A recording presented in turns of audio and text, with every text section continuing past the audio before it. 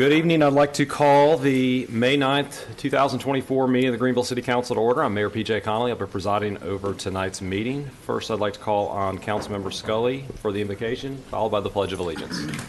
Thank you, Mayor. On this day, a couple of days before Mother's Day, I'd like to pray for mothers. So let us pray. On this Mother's Day, we give thanks to God for the divine gift of motherhood in all its diverse forms.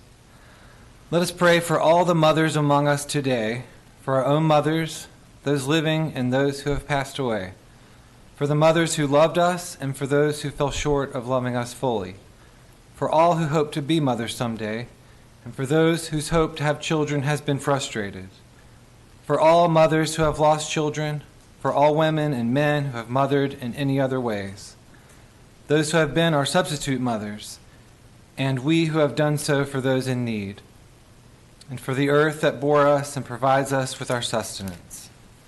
We pray this all in the name of God, our great and loving Mother. Amen. Amen. Amen. Please stand for the Pledge of Allegiance. I pledge allegiance to the flag of the United States of America and to the republic for which it stands, one nation, under God, indivisible, with liberty and justice for all.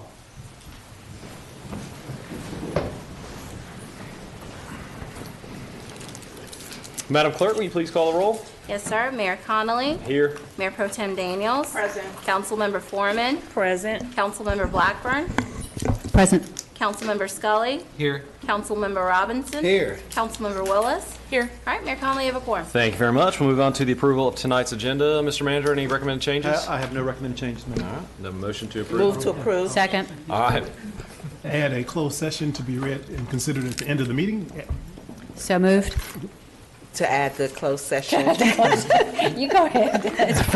Was that a friendly amendment? Yes. Move to approve to accept the agenda and adding a closed session tonight. Second. All right. Motion's been made by Mayor Pro Tem Daniels, second by Councilmember Blackburn. All those in favor say aye. Aye. Those opposed say nay. Motion passes 6-0. We will move on to special recognitions.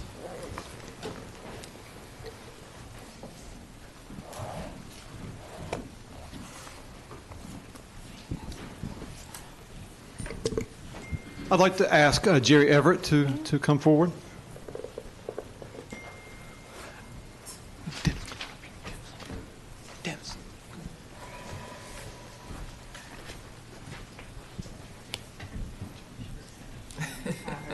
Come stand beside me, Jerry. It is my honor tonight to recognize Jerry Everette for his retirement from our Recreation and Parks Department. And I have a few words I would like to read here about Jerry.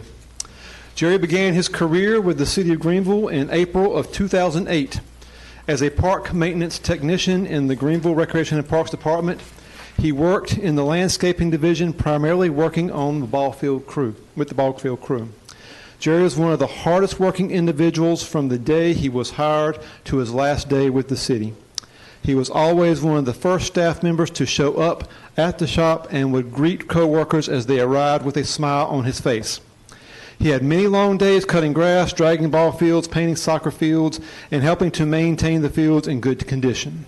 City staff receives positive feedback from the community each year about the conditions and playing surfaces of our athletic fields, and this is mainly due to the daily efforts of Jerry and other members of the ball field crew. Now, I have a lot of other stuff written down here, but I'm getting ready to go off script. So, Jerry, you don't know what's getting ready to happen. So no, come here. So I had the honor of sitting down with Jerry a few weeks ago, and I will say we spent about an hour together, and it was truly the highlight of my week by far. You know, we talked about life. We talked about growing up here in eastern North Carolina. And I thought I was tight with a penny. But this fellow right here has me beat. I was trying to tell him he should have been an accountant, as tight as he is. But he knows how to count a dollar, that's for sure. But what it boiled down to, Jerry, is we talked about your love for community. and your love for what you did for the city of Greenville, because it was not a job, it was a true desire to make this community better. And you did one heck of a great job. And what also came out of that conversation was that the love that you had for your coworkers and the love that they had for you. And Jerry, I just want to say that we love you. And we thank you from the bottom of our hearts for everything that you have done for this city. You have given your heart and soul not only to the city of Greenville, but also to all the kids that have benefited from your hard work every single day. And we talked about that, of the individuals that have been benefited from everything that you did. Job well done, and we are sorely going to miss you. Great job, and thank you.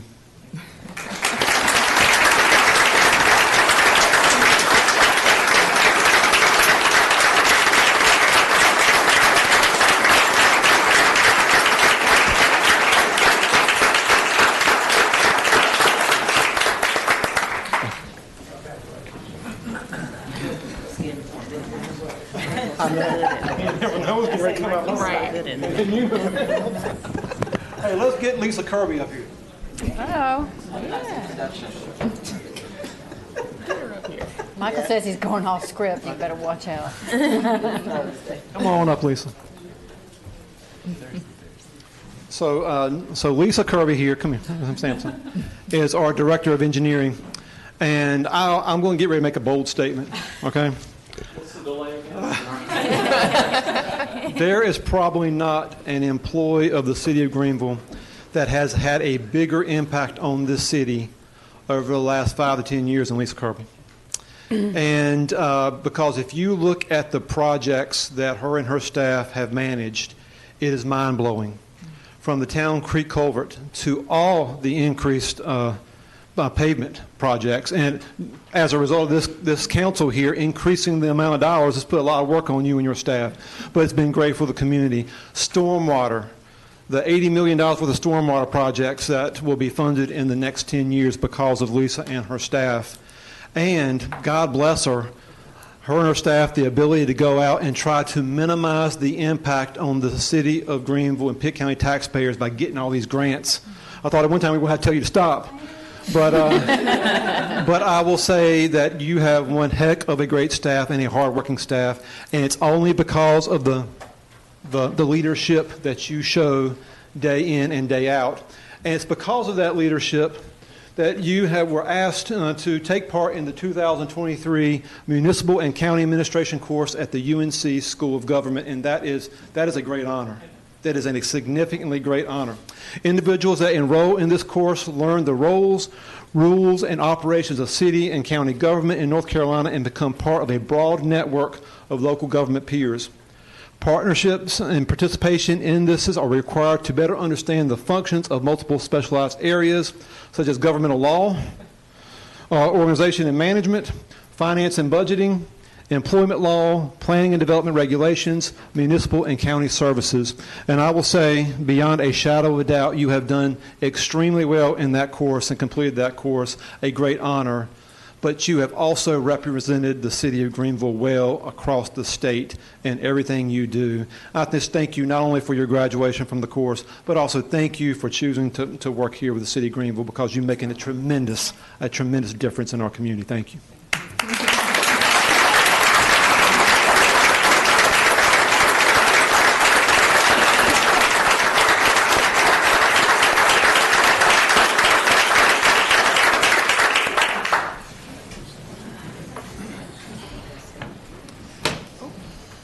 So now I'm really ready for this one.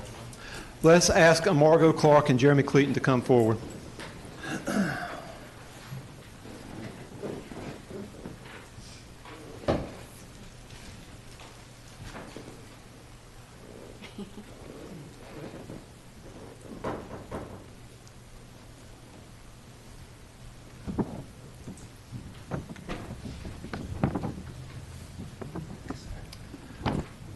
I tell you what, these two individuals right here represent everything great about our community. Margot Clark as our special events coordinator, and Jeremy Cleaton as battalion chief within Fire Rescue Division. And they have been recognized not only because of the great job they do, but also their leadership and their ability to go through this community and enhance their leadership by participating in this chamber leadership program. And they also have successfully completed that program.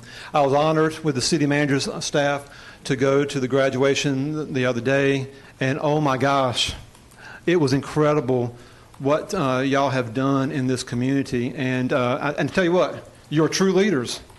And when you're a leader, you get the opportunity to talk about what great things you have done. So I'm going to put you on the spot now. I'm going to put you on the spot. I would like for each one of you to give us a 30-second review of the project that you were responsible for in the leadership program. 30 minutes. My group partnered with the local Ronald McDonald House Charities of Eastern North Carolina to provide a cart with a heart. And basically the cart will serve families that are at the Maynard Children's Hospital, and versus the families currently have to leave the patient's bedside to take care, or to be able to participate in the resources that the Ronald McDonald House provides. But now the cart will come to the patient's rooms.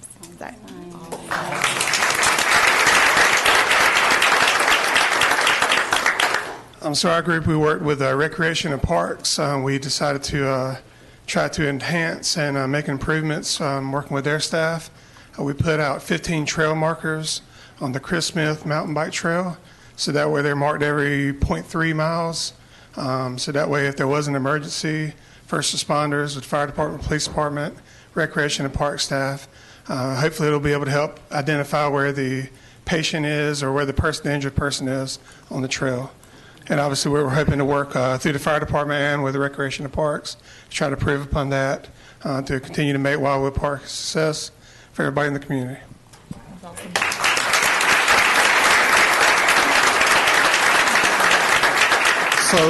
So anybody can be called a leader. It's just a word.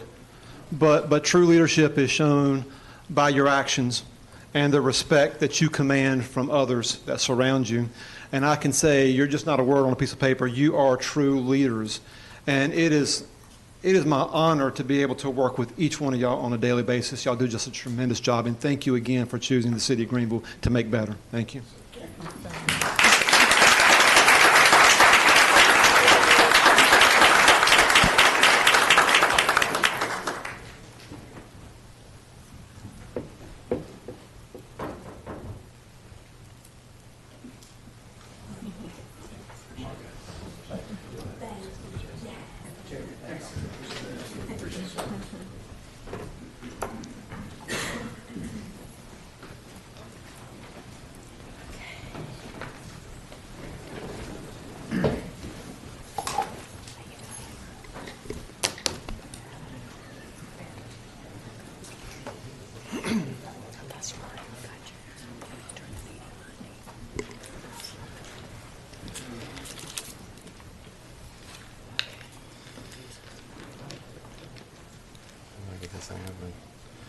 All right, we will now move on to the public comment period. The public comment period is a period reserved for comments by the public. Items that were scheduled to be the subject of a public hearing conducted at this meeting or another meeting during the same week shall not be discussed. A total of 30 minutes is allocated, with each individual being allowed no more than 3 minutes. Individuals who registered with the city clerk to speak will speak in the order registered until the allotted 30 minutes expires. If time remains after all persons who have registered have spoken, individuals who did not register will have an opportunity to speak until the allotted 30 minutes expires. Madam Clerk, our first speaker. Yes, sir. First speaker is Darcy Gwell. Darcy, you have 3 minutes to address the mayor and council.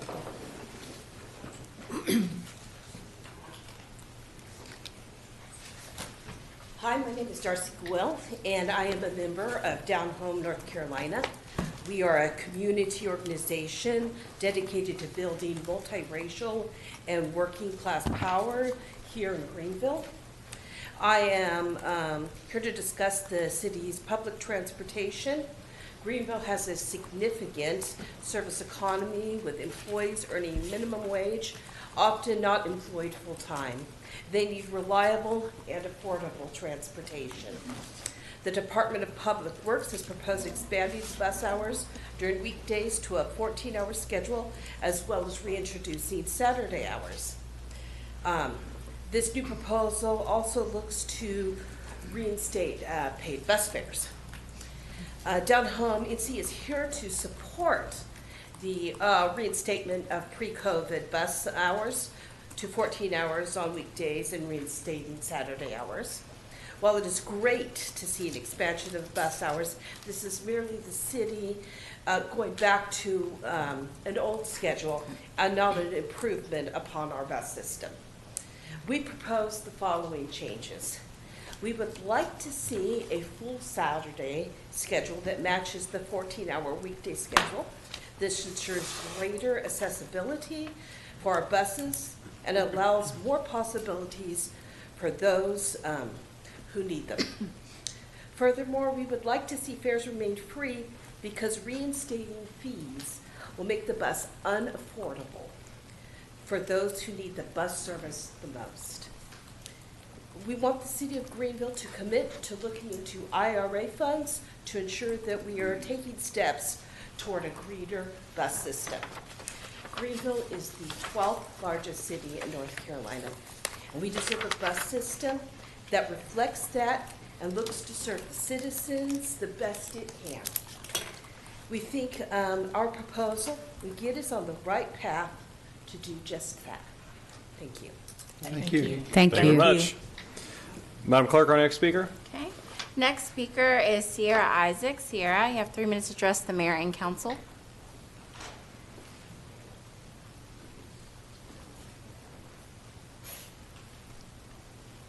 Good evening. My name is Sierra Isaacs. I am a student at East Carolina University. I'm involved in the Disability Advocacy and Support Club on campus, as well as our chapter of the Young Democratic Socialists of America. And I'm here to talk about the bus system with Dalhome. So I have disabilities. They affect my processing speed and my ability to walk, meaning that I can't drive safely. I will probably hit something because I can't react. And I also can't walk long distances, especially since Greenville and Pitt County as a whole is a bit more rural, so there's not a lot of sidewalks I can use. So I rely on the bus system to get around when there's not anybody available to drive me. And there's some issues with our bus system that I'm sure funding, like the plan that we currently have, will help. For one, the ramps frequently get stuck and the drivers prefer to just not use them unless they deem it absolutely necessary. My walker has been deemed not in need of a ramp, which means that the bus driver has to touch my walker, which I view as an extension of myself, and carry it on, and then I either have to be in pain trying to get up the step or allow the bus driver to touch my body if I don't bring someone with me for help. Buses are a huge way for people who cannot drive to get independence, and I know that a lot of that population is disabled people. So for the accessibility features to be not working is a bummer. Also, week before last, I went to River Park North for, just a nice little day with my partner. It was nice. We got off the bus, we had a nice time. We got back, and we opted to wait in the air-conditioned museum area because I have heat sensitivity.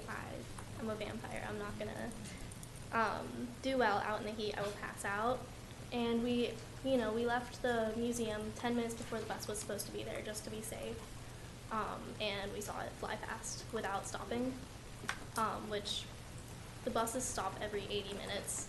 And the museum was about to close, so that was like a huge issue. Thankfully, we could afford to take an Uber home, but I can't imagine what I would do in a situation where I couldn't do that. Because that bus stop is like a ditch at the side of the road in sunlight and stuff, and I would just be stuck there. So, yeah, the current bus system has not been updated since 2005. That is the year that I was born. I'm 19 years old now. I just finished my freshman year of college. So I've heard of plans to add benches and shelters to more stops, and I think that's amazing. I'm very excited. Thank you. I think it would also be nice to further update the buses to have functioning ramps and maybe opt for paving in the bus stops so that they are level. That's time. Thank you. Have a good evening. Thank you. Thank you, Ms. Isaacs. Madam Clerk, our next speaker.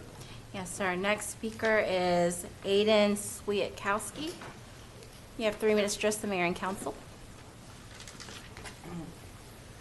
Good evening, City Council members. My name is Aiden Sweetkowski, treasurer of YDSA at ECU and member of Down Home NC. I'm here to talk about the great bus system. I have been a resident of Greenville for about a year now, and I've seen a lot of Greenville, thankfully. Mostly thanks to the trusty bike I have and the good sidewalks. That is rare in North Carolina, especially in rural North Carolina. But I cannot traverse Greenville via my bike alone. That is where the buses come in, the great Greenville area transit. While Public Works has proposed a return to the pre-COVID pandemic system of transportation, I and other citizens of Greenville think more is needed. Last December, I was riding my bike to my shift at the Wings Over on 14th Street, right next to the Dollar General and the ABC, and I was hit by a Jeep Grand Cherokee. Thankfully, my bike and I weren't damaged, but why should I be putting my life and safety in the hands of some people who can't even pay attention to the road? If the bus system was farther spread and more efficient, maybe the accident would have never occurred. The bus routes were last mapped in Greenville on December 13th, 2004. For reference, the routes that the Greenville area transit buses use are older than me. The population of Greenville at that time was 70,000 residents. Now it's closing in at 100,000 residents. And I don't mean to sound mean, but the buses that Great uses also look, feel, and run as old as me too. The hours are returning to normal, but the buses rattle like maracas on the roads and are too loud to even hear the PA system in the bus. Benches are being put in, but most of the ramps for disabled users don't even work. Bus fares are returning, but sometimes the buses don't even stop for people waiting. There are so many issues to address in the bus system, and I've only touched a few, which is a tragedy because there are virtually no downsides to buses. Buses reduce traffic, so you'll never have to be stuck on Charles Street ever again. Buses reduce carbon emissions, and buses free up around $30,000 that the average American citizen would have to spend on the car. It's easy to see that Greenville doesn't need our bus system returned to normal, but to expand and improve in a way that can make Greenville a better place to live in.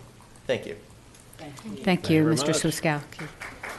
Madam Clerk, our next speaker. We do not have any additional registered speakers. All right. Anyone else that'd like to speak during the public comment period? Please come forward, state your name for the record. You have 3 minutes.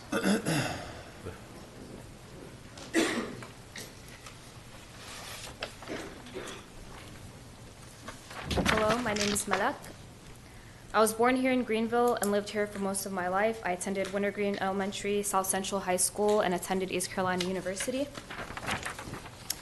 As a Palestinian, Gazan, Muslim American, I've always felt safe and accepted for the most part. Up until now, up until I learned how much my country, my hometown, my educators, and my peers couldn't care less about me, my family, my identity. Up until I found out how willing our community is to stand complicit to genocide, how easy it is for you to all carry on your day-to-day lives while millions of people are dying. My family included, they're being displaced, murdered, starved, and stripped away of every necessity crucial to existence. We had a protest a while back. There was a baseball game at ECU going on at the time. We were met with Islamophobic comments, people telling us to go back to our country, and just pure hate from our community. This sparked a fear in the Arab community here in Greenville. Crimes against Palestinians in America has increased since October. A 6-year-old stabbed to death by his landlord in Illinois for being Palestinian. 3 college students shot in Vermont, leaving a 20-year-old paralyzed for wearing a kufiya, which is what I have on right now. We don't feel safe or accepted. So what does our government do to help? Instead of shutting down the hate, they enable the aggressors by showing their support. An attempt to pass the Anti-Semitism Awareness Act. This resolution condemns and denounces all instances of anti-Semitism occurring in the United States and globally. This resolution also states that anti-Zionism is anti-Semitism, and to be very clear, they are not the same. Judaism is a monotheistic religion. Zionism is a political movement whose goal is to eradicate the existence of Palestinians in the state of Palestine. Palestinians have no hate towards Judaism or those that practice their faith. Basically, if this was to be passed, if I voice my opinion on how I don't want Palestinians to be wiped off the face of the earth, I'm considered anti-Semitic and can face jail time, which is ironic, which is so much for freedom of speech. Let's see what else the U.S. government has done to help. They, without hesitation, sent $23 billion of our tax dollars to Israel in the midst of a genocide. You would think they'd send this money to aid the victims, but instead they're funding the aggressors. Personally, I'm not okay with my money, or any money for that matter, to be sent to kill innocent children in Gaza, and neither should any of you. I won't stand for it, and neither should the city of Greenville, if not for the dying and starving children, then for your own community. Rather than them sending our money to commit war crimes, they should invest in our own communities. Why not fix our broken education systems? Why not shelter the homeless? Why not pay our teachers, fix our roads? And we have a lot of complaints, apparently, about the buses, which is another thing the money could be going towards too. And to do something to benefit us rather than take away from others. Ceasefire now. Thank you. Thank you. Anybody else that would like to speak during the public comment period, please come forward, state your name for the record. You have 3 minutes.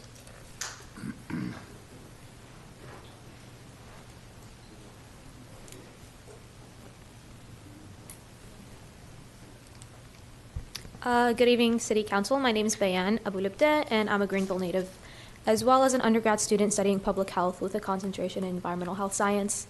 I attend the #1 public health school in the nation, Gillings, at UNC Chapel Hill. Why am I giving you these credentials before I speak, and what does this have to do with what we're discussing today?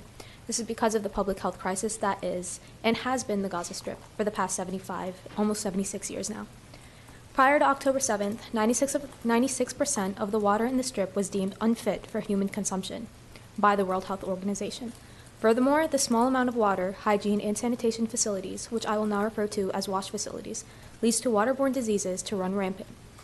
Now, 7 months later, 80,000 tons of bombs dropped, over 40,000 dead men, women, and children later, the 96% unfit water in the Strip has risen to 100%. The small amount of wash facilities are down to none, and the waterborne illnesses has affected almost every single individual in the Strip.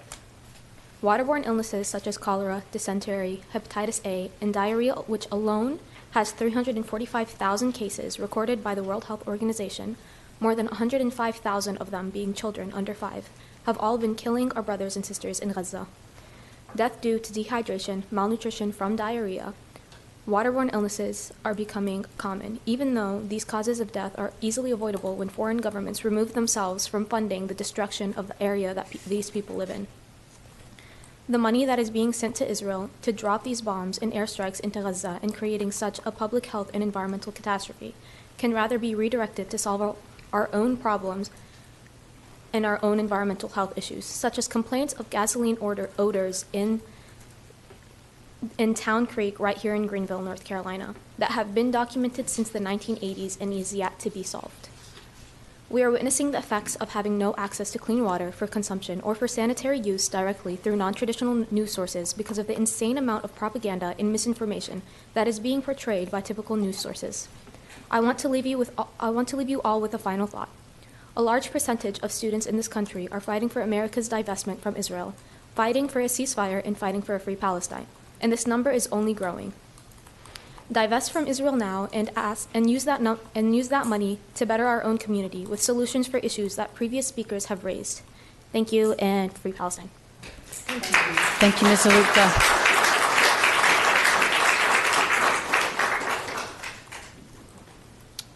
Anyone else would like to speak during the public comment period, please come forward, state your name for the record. You have 3 minutes.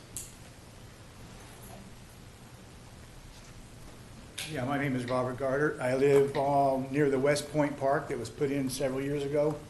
In putting the park in, they just damaged severely the end of the street that I live on, which is Gretna Drive. It's becoming dangerous. I mean, there's holes and it's unsafe. The original plan for this park was to have the entrance off of Stantonsburg Road, but that was squashed because they said they wanted emergency vehicles to be able to get in. That street is so narrow that with the one person parking on the street, a fire truck will not be able to get through without running that car off the road or into someone's house or something. The park closes at dusk. It doesn't close. There's a gate that never gets locked. People are in there at all hours of the night. I know I live the last house on the street before the park. They are there all day, all night. And the ones that go to a park at night are probably not up to anything positive. So you can smell the marijuana when the wind blows. They're out there playing their music at 2, 3, 4 o'clock in the morning, loud enough to wake somebody up in a house several hundred feet away. I just wanted to know, how come that park has a gate that's never locked? It's never locked, and we have a person from the Parks Department that drives a truck and goes in there. It goes in there 2 or 3 times a day. Just go in the morning and unlock it, let the kids go down there and play with their families, and at dusk, like it's supposed to be closed, go right back out there, take 3 minutes, and lock it up. Thank you. Thank you, Mr. Gar.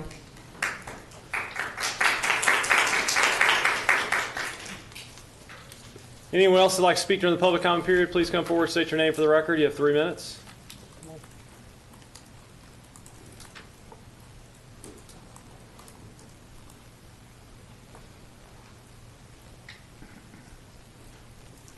My name is Intisar Ablibda. Assalamu alaikum. Peace be upon you all.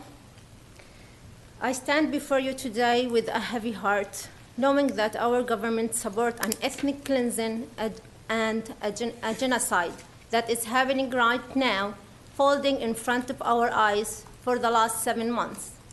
An injustice that shook the world to witness such catastrophe events, including killing thousands of innocent women and children, and destroying schools, universities, and hospitals, all done using our tax money.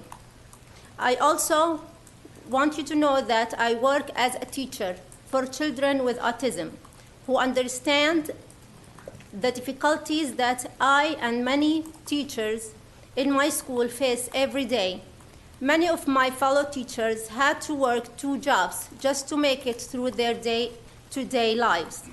Every day we learn that our school budget isn't enough to make our service more efficient and beneficial for our students.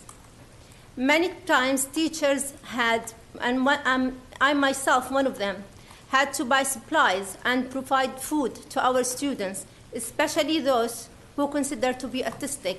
That's the program I work on, who can't eat the cafeteria food that I provide for free. The other day, there's another issue happened lately, make me raise my eyebrows. We were warned at the school that we have painters around the school and we have to be very careful about the wet paint. And we thought they're gonna paint the whole school and it's gonna look pretty and all. To end up walking through the hallway and have batches of paint here and there, and it wasn't completely paint. Everybody thought this is ridiculous. We didn't have enough money to paint the whole school.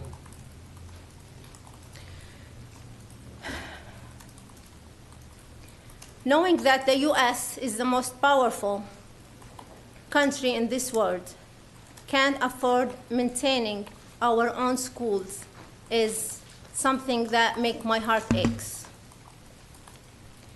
While more than $3 billion annually for our tax money goes to a foreign country that, according to the whole community, the world community is committing a genocide against the Palestinian people in Gaza and in the West Bank. Please make it make sense. Free Palestine. Thank you. Thank you, Ms. Upton. Anyone else who'd like to speak during the public comment period, please come forward, state your name for the record. You have 3 minutes.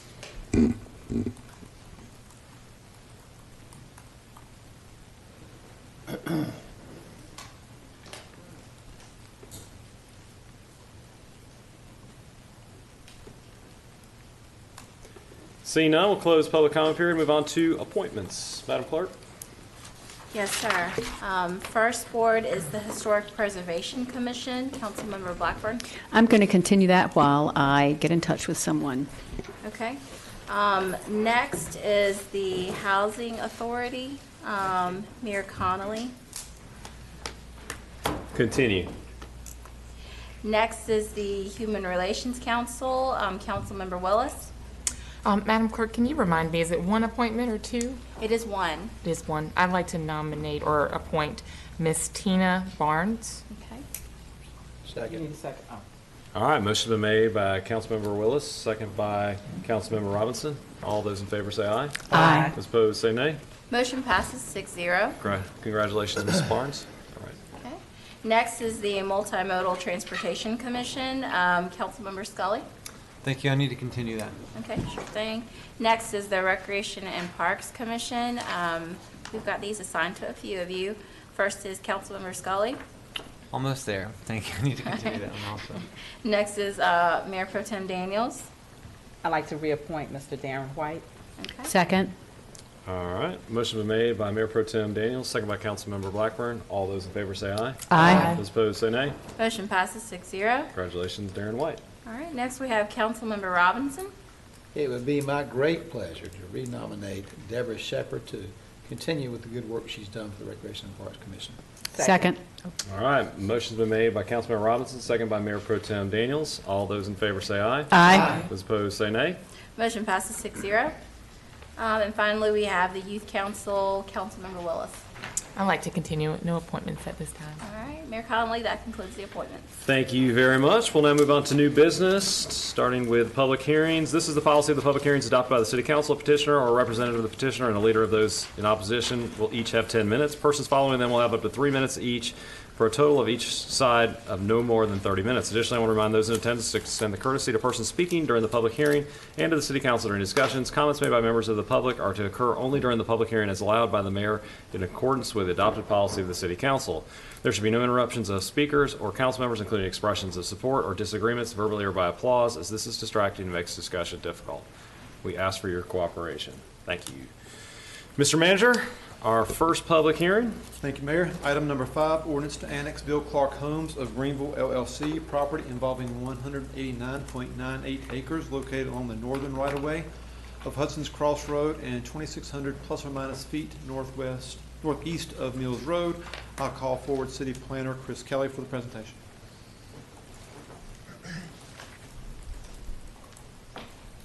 This property is located in this, excuse me. This property is located in the southeastern part of the city. Currently, the property is located in Pitt County's jurisdiction, so this annexation is also has a rezoning request, which is the next agenda item. Excuse me. More specifically, this property is located along the northern right-of-way of Hudson's Crossroads Road and 2,600 feet northeast of Mills Road. For reference, the map shows D.H. Conley High School off of Worthington Road to the west and Hope Middle School off of Mills Road to the south. The applicant is seeking voluntary annexation to develop with sewer instead of septic. The subject property is not included in the watershed master plan study area. The property drains to Cow Swamp, and if stormwater rules apply, will require 10-year detention. The property is also located in the future service area on the tiered growth map and will be located in City Council Voting District number 4. This property is anticipated to yield 515 to 525 single-family lots with an estimated tax value of $182 million. And I'll be happy to answer any questions. All right, any questions for Mr. Kelly?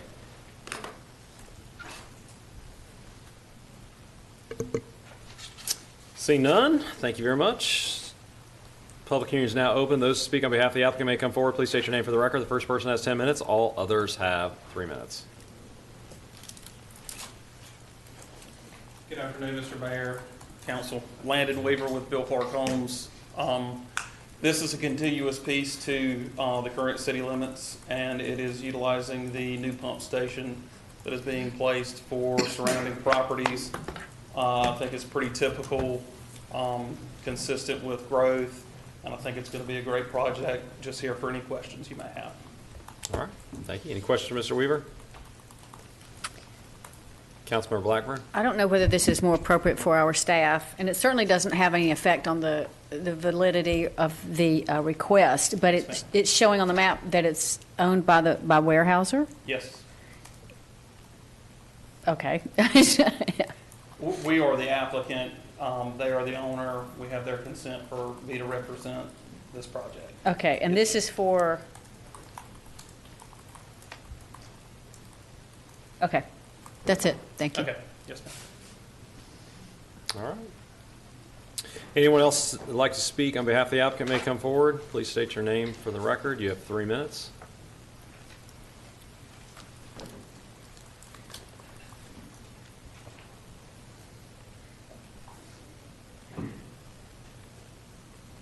Seeing none, those in opposition to the applicant may come forward. Please state your name for the record. The first person has 10 minutes. All others have 3 minutes.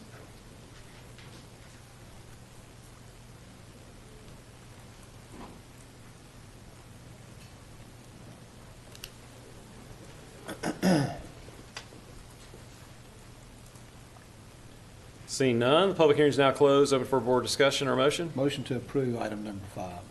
Second. All right, motion's been made by Councilmember Robinson, second by Councilmember Scully. Any other discussion? All those in favor say aye. Aye. Those opposed say nay. Motion passes 6-0. Move on to item number 6.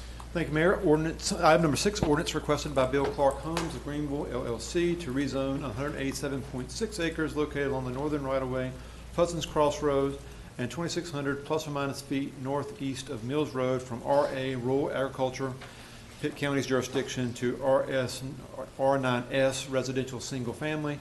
Again, call forward City Planner Chris Kelly for the presentation. So once again, this is the same property described in the previous annexation, so I'm going to skip through the location pictures. So this is an image of the property taken on Hudson's Crossroads Road. To your left would be Mills Road. This is a survey of the property totaling 187.60 acres. The subject property is not located in or not included in the watershed master plan study area. The property drains the Cow Swamp. If stormwater rules apply, it would require 10-year detention and nitrogen and phosphorus reduction. This property is not located in the special flood hazard area. There may be jurisdictional wetlands on the property. There are no jurisdictional streams and buffers on the property. This request could generate an increase of 3,348 trips per day. During the review process, a traffic impact analysis would most likely be required. This is the county zoning map. As you can see, the property is zoned RA or rural agricultural. Under the current county zoning, the site could accommodate 160 to 170 single-family lots. This is the city zoning map. If property is shown in white, the property is located in the county's jurisdiction. Under the proposed city zoning of R9S, the property could accommodate 515 to 525 single-family lots. The future land use and character map recommends traditional neighborhood low to medium density. The requested zoning of R9S falls within this land use character. In staff's opinion, the request is in compliance with the future land use plan. Therefore, staff recommends approval. And on April 16, 2024, the Planning and Zoning Commission voted unanimously to recommend approval of the request. I'd be happy to answer any questions. All right, any questions? Councilmember Blackburn? If you don't mind going back to what you said about if stormwater regulations were applied, or, I know stormwater is complicated, but you said a 10-year retention pond would be required, but does that mean it's not going to be required? 10-year detention will be required if stormwater applies, and it will. Okay, if it does, yeah, then it will. Okay, thank you. All right, any other questions? Seeing none, thank you very much. Public hearing is now open. Those who speak on behalf of the applicant may come forward. Please state your name for the record. The first person has 10 minutes. All others have 3 minutes.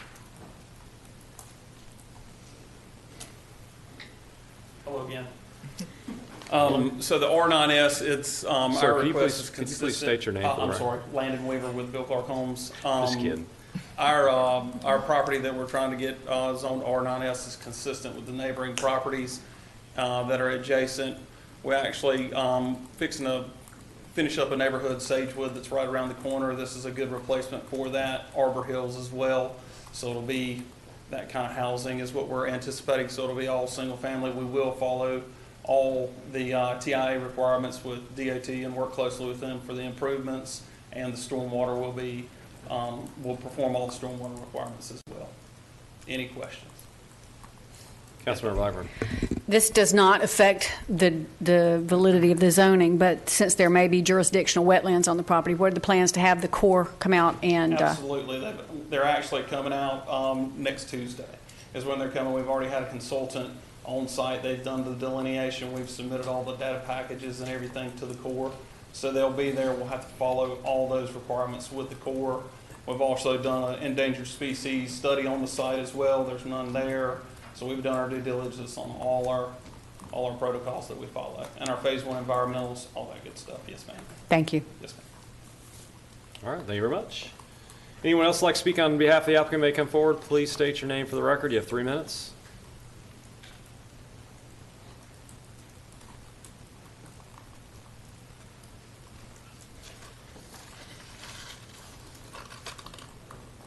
Seeing none, those in opposition to the applicant may come forward. Please state your name for the record. The first person has 10 minutes. All others have 3 minutes.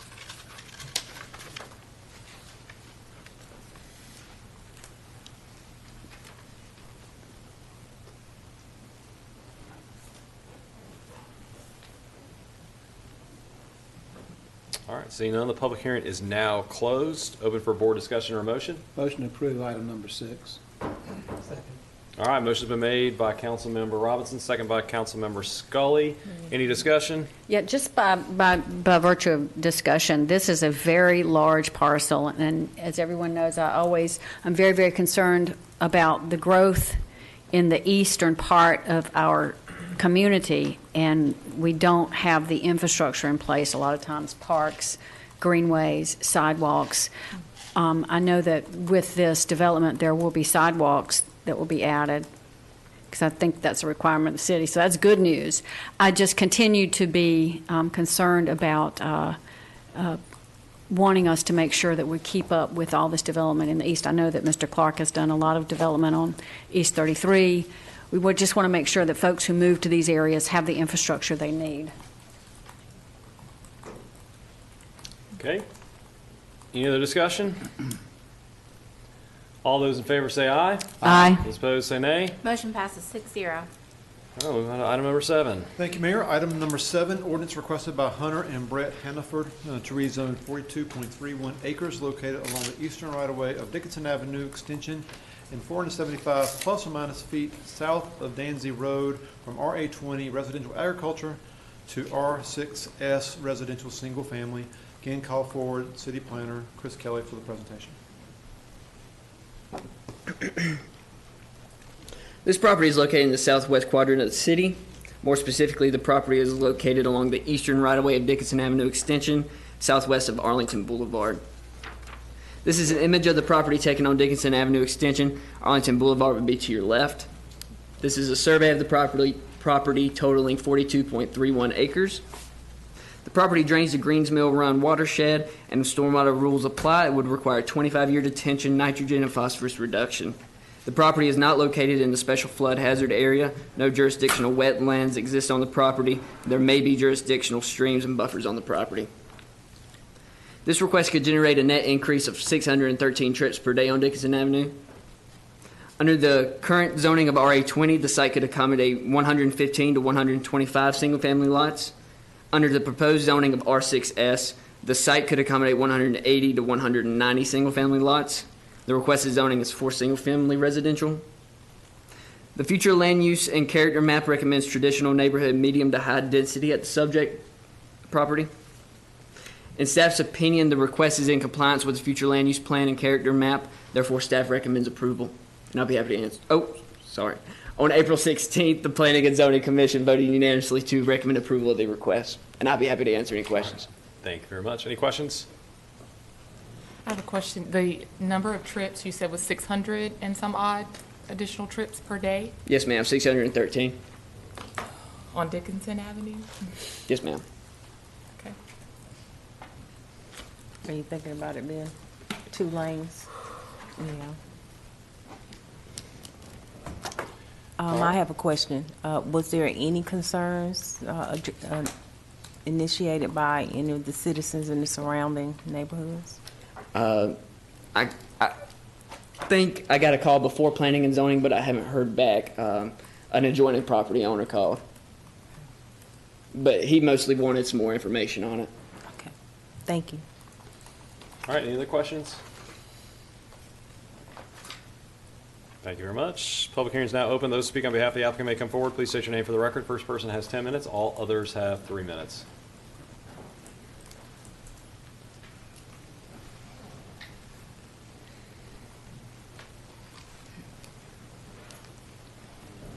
Good afternoon. Mayor Connolly, Mayor Pro Tem Daniels, Council. My name is Jim Walker, 107 East 2nd Street. I'm here on behalf of the Hannaford family. As Keith just said, the property is located on the east side of Dickinson Avenue. It's bounded on the north by property also owned by the Hannaford family. On the east by the property we know is the Greenville Golf and Country Club property. And then on the south by Cindy Wooten. We have met with and had discussions with all the adjacent property owners. In the packet, I included a letter from William Monk, member manager of the Greenville Golf Country Club, endorsing the tract. And Cindy Wooten has expressed verbal endorsement of the tract. The traffic, we have got a letter from Robert Tankard, NC Department of Water Quality, stating there are no streams or buffers on the property. Traffic will be minimal. Following, if we get approval, we'll provide a sketch plan to DOT to see what and if any conditions they will require on improvements to Dickinson Avenue. Water and sewer is in place. They'll serve this property. So it meets the future land use plan. Be glad to answer any questions you may have. All right, any questions?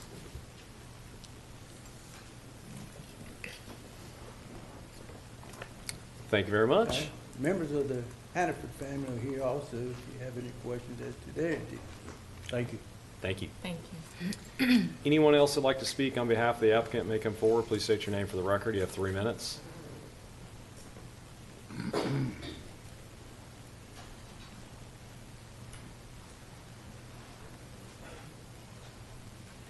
Seeing none, those in opposition to the applicant may come forward. Please state your name for the record. The first person has 10 minutes. All others have 3 minutes.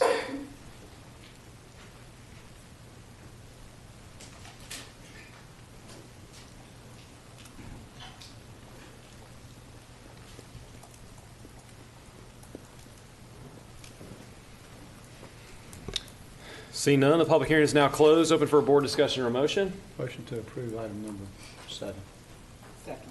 All right. Motion's been made by Councilmember Robinson, second by Mayor Pro Tem Daniels. Any other discussion? All those in favor say aye. Aye. Those opposed say nay. Motion passes 6-0. All right, we'll move on to the next public hearing. Thank you, Mayor. Item number 8, ordinance requested by Tom Jose to rezone 4.945 acres located along the southern right-of-way of Old Fire Tower Road and 220 plus or minus feet east of Radford Drive from RA20 residential agriculture to OR office residential high density multifamily. Once again, call forward City Planner Chris Kelly for the presentation. This property is located in the southeast quadrant of the city. More specifically, this property is located along the southern right-of-way of Old Fire Tower Road and 220 feet east of Radford Drive. This is an image of the property taken on Old Fire Tower Road. County Home Road would be to your left. This is a survey of the property totaling 4.945 acres. This property drains through the Fort Swamp watershed. If stormwater rules apply, it would require 25-year detention and nitrogen reduction. The property is not located in the special flood hazard area. No jurisdictional wetlands, streams, and riparian buffers exist on the property. The requested zoning could generate a net increase of 263 trips per day. Under the current zoning of RA20, the site could accommodate 10 to 15 single-family lots. Under the proposed zoning of OR, the site could accommodate 60 multifamily units. Surrounding properties share similar zoning, such as the OR shown in blue and the R6 shown in beige. The future land use and character map recommends commercial at the southern right-of-way along the southern right-of-way of East Fire Tower Road, transitioning to office and institutional and low to medium density residential to the south. The area is recommended for office institutional uses on the future land use plan. The demand for office types is generally low. The requested zoning allows for office and or multifamily uses or development.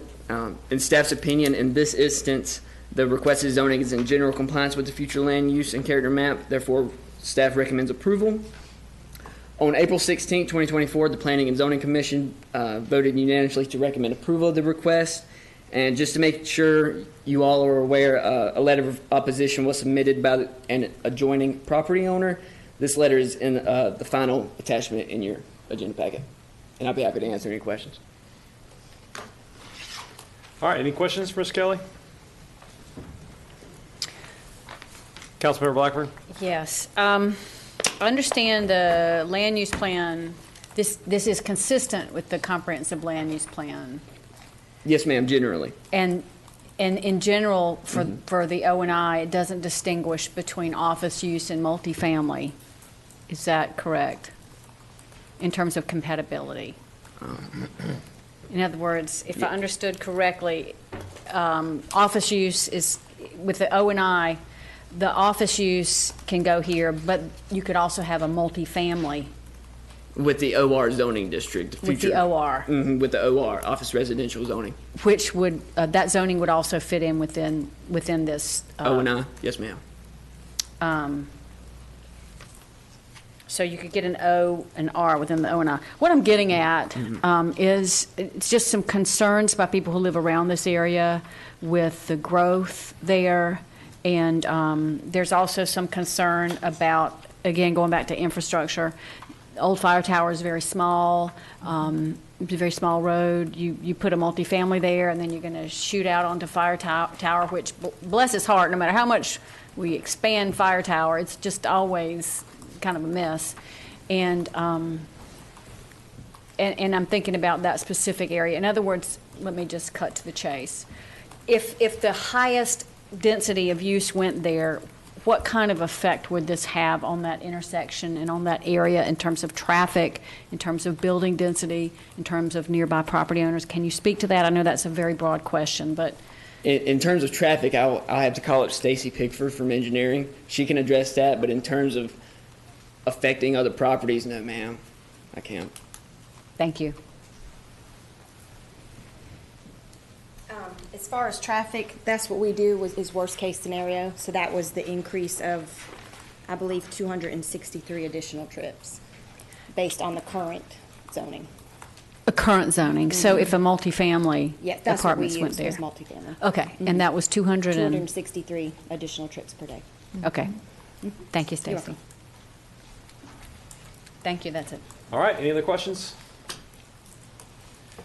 Seeing none, the public hearing is now open. Those who speak on behalf of the applicant may come forward. Please state your name for the record. The first person has 10 minutes. All others have 3 minutes.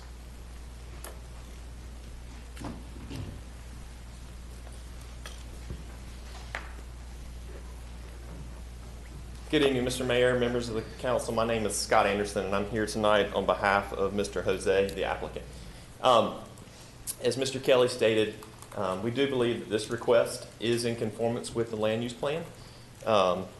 We also feel this zoning matches the property that's immediately adjacent to us to the east, is compatible with the R6 multifamily that's to our south, and we believe it's compatible with the single family that's adjacent to our west.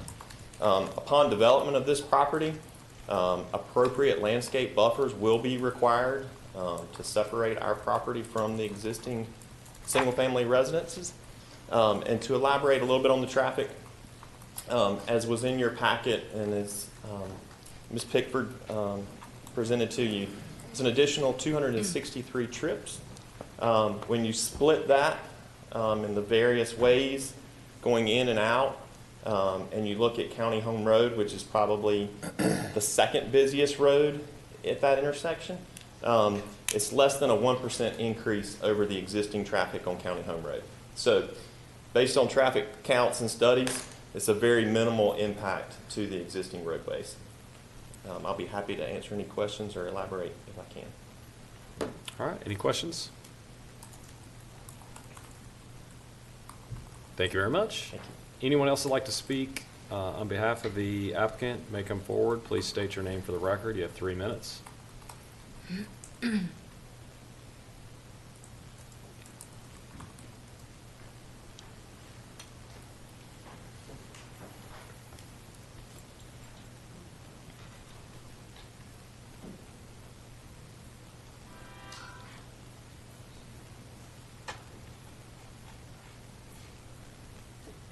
Seeing none, those in opposition to the applicant may come forward. Please state your name for the record. First person has 10 minutes. All others have 3 minutes.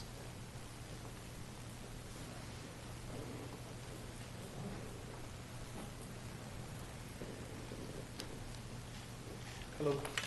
Hello. I'm Clayton Self. I'm the adjacent property owner to the west of the proposed rezoning.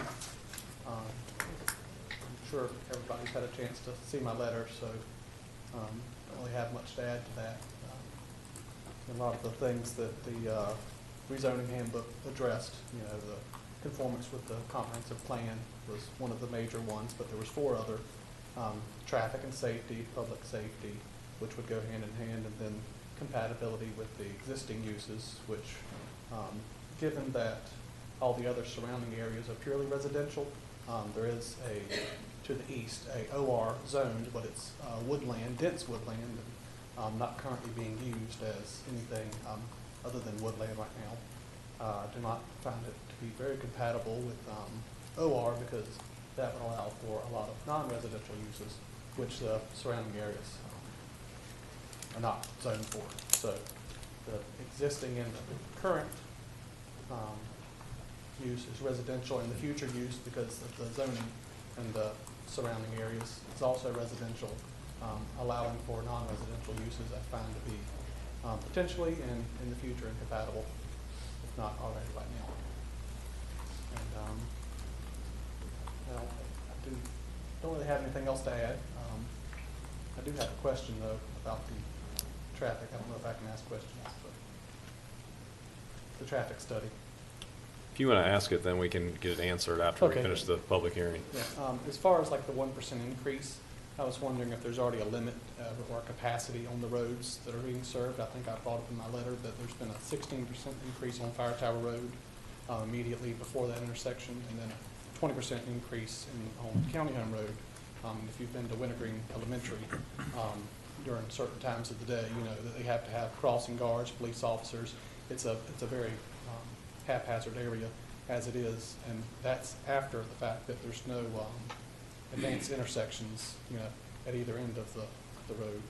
If you were to go out on Fire Tower, not even a turn lane if you were to go from Fire Tower to Old Fire Tower. So you've got people running in the back of each other, people pulling out in front of each other, and that's if the 1% is, if you want to consider that important or not. I think every chance for an accident is kind of important, but if the roads are already at capacity, I was just wondering, how much of an increase are we already seeing compared to what the roads were designed for. That's it. Thank you very much. All right, thank you all. Thank you, Mr. Self. Anyone else who'd like to speak in opposition to the applicant, please come forward, state your name for the record. You have 3 minutes.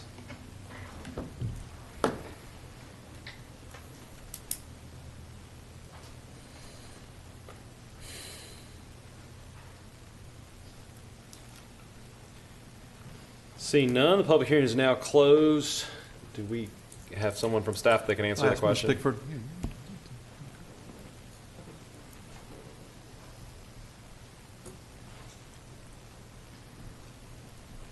So his question was on the capacity. Based on the numbers we have, the design ADT for County Home Road is about 13,300 vehicles per day, and the current ADT, based on 2022 with a 2% annual growth, is at a little over 15,000. So it is over capacity. If I may, that's Old Fire Tower? No, that's County Home. County Home. Mm-hmm. We don't look at Old Fire Tower because it's not considered a thoroughfare, so we only look at the thoroughfares. Okay. Thank you very much. You're welcome. All right, open for board discussion or a motion.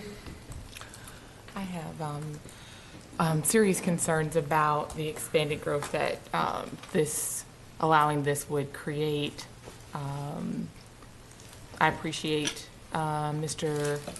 Self writing to the council and providing the information that he did. I think it provides context to what this change would create. And I think if it's not considered a thoroughfare, I'm sure there are reasons why it's not. It should be, because I cut through there all the time. But I can't imagine the increased congestion that approving this might cause. Those are my thoughts. All right, any other discussion? Councilmember Blackburn? Sorry. I just would like to sort of follow on Councilmember Willis's comments, maybe a slightly different perspective. I appreciate what she has offered in terms of the change that this represents for that old Fire Tower Road. And I just want to thank Mr. Self for coming up and speaking and for his letter that was so well thought out and well researched. This is one of those sort of friction points when you're a growing community. And we like to grow. At the same time, sometimes that means a development goes up beside where we live that is going to maybe change the nature of where we live. So I feel personally torn. As a policymaker, however, we have a land use plan where we forecast land uses. And not only is it consistent for us to follow our land use plan, but we're required by law to follow our land use plan. So when something's compatible with the land use plan, we really have to take notice of that.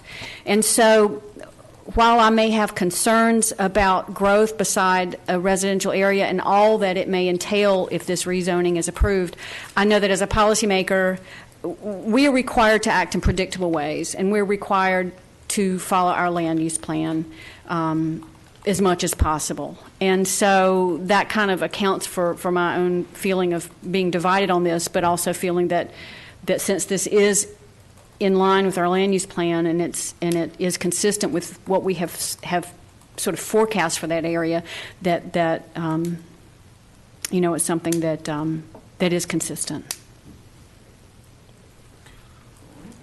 Why is it referred to as generally consistent? I was curious why that was the word used. It's referred to as that because the OR zoning district allows for office uses to be there. So generally it's in compliance with the office and institutional future land use character. Are there any plans to work on County Home Road? Because it's terrifying. My girls go to dance. There's Rose's Gymnastics. There's a CrossFit gym there. Lots of other housing communities, and it's already over capacity. I mean, my 15-year-old's going to get her license soon, and I'm afraid for her to drive herself to dance today. So it would be hard for me to imagine adding any more to that congestion.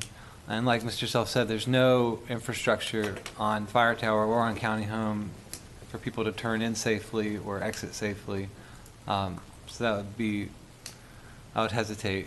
But like Councilmember Blackburn, if it fits into the plan, that's tricky. Because we want to continue to update, but we need the infrastructure in place to support that growth. And I don't see it. It's dangerous today. All right, any other discussion? Unfortunately not, since we've closed the public hearing. Any other discussion for the council? Anybody want to entertain a motion? I'll make a motion to approve number 8. Is there a second?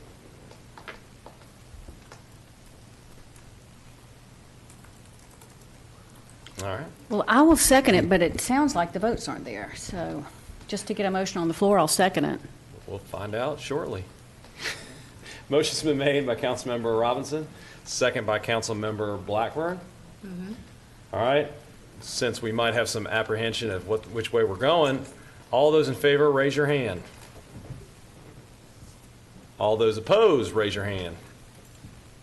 Oh my goodness, it's my first vote. Get pressure. I vote in favor. Okay, motion passes 4-3. All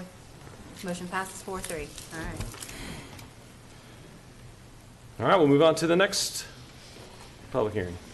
Thank you, Mayor. Item number 9, ordinance requested by ECU Health to amend the future land use and character map for 24.1521 acres from office institutional OI and residential high density HDR to medical transition MT for the property located on the eastern right-of-way of Bees Barbecue Road and 550 plus or minus feet southwest of Westover Drive.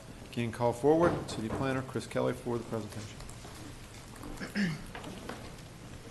Again, just to say again, this is a request to amend the future land use plan. Staff relies on the future land use plan to determine if rezonings are appropriate. So this is in anticipation of a rezoning.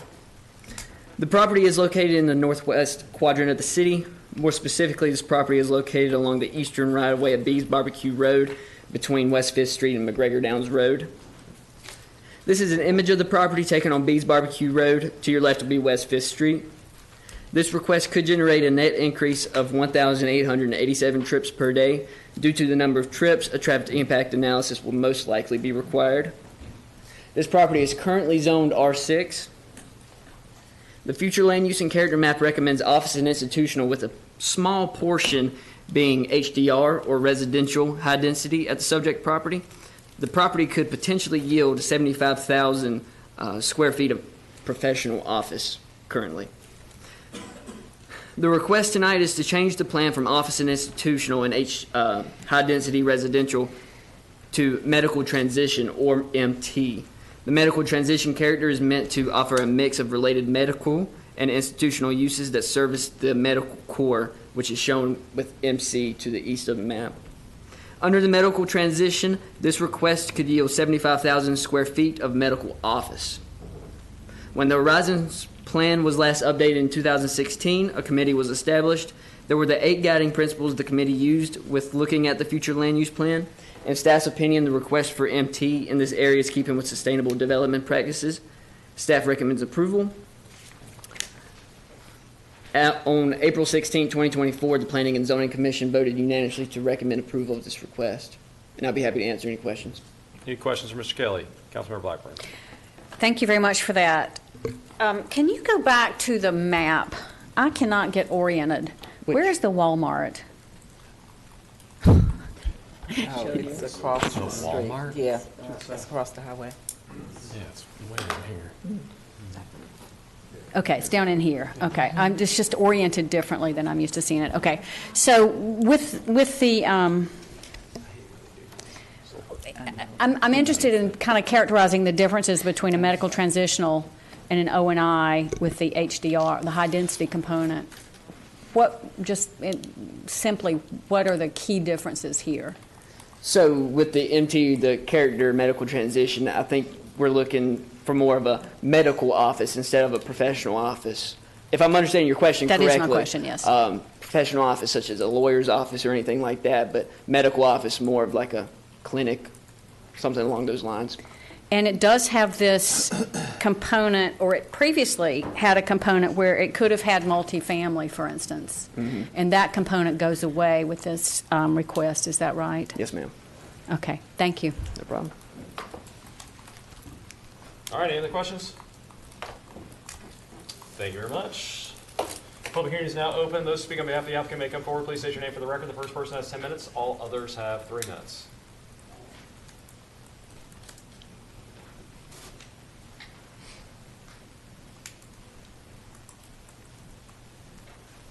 Good evening, Mr. Mayor, members of the council. My name is Scott Anderson. I'm here tonight on behalf of the applicant, ECU Help. This, we think, is just a very, very slight change. If you look at the excerpts from the land use plan for office and institutional, the primary uses are office, institutional / civic. If you look at the excerpt from the medical transition, the primary uses are institutional, civic, and medical office. So all we're doing is adding that medical office component to the use. Again, since the applicant is ECU Health, and with the subject parcel being owned by ECU Health and being adjacent to other ECU Health properties designated with the medical transition land use designation, this parcel is anticipated to develop in a nature that's consistent with ECU Health's primary course of business in a similar manner to their other adjacent properties. So I'll be happy to answer any questions you have. Any questions, Mr. Anderson? Ms. Blackburn, The multifamily piece is just a very small dot on that one corner right off Bees Barbecue Road.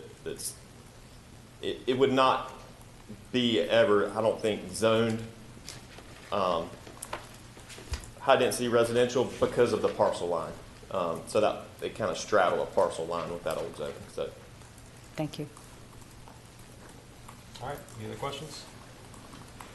Thank you very much. Anyone else would like to speak on behalf of the applicant may come forward. Please state your name for the record. You have 3 minutes.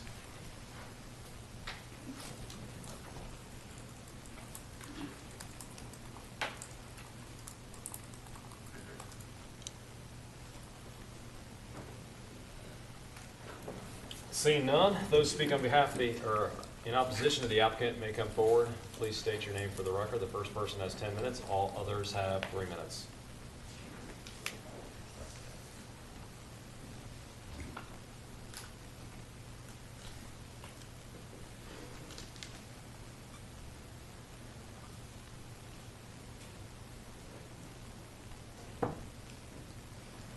Seeing none, public hearing is now closed. Open for board discussion or motion.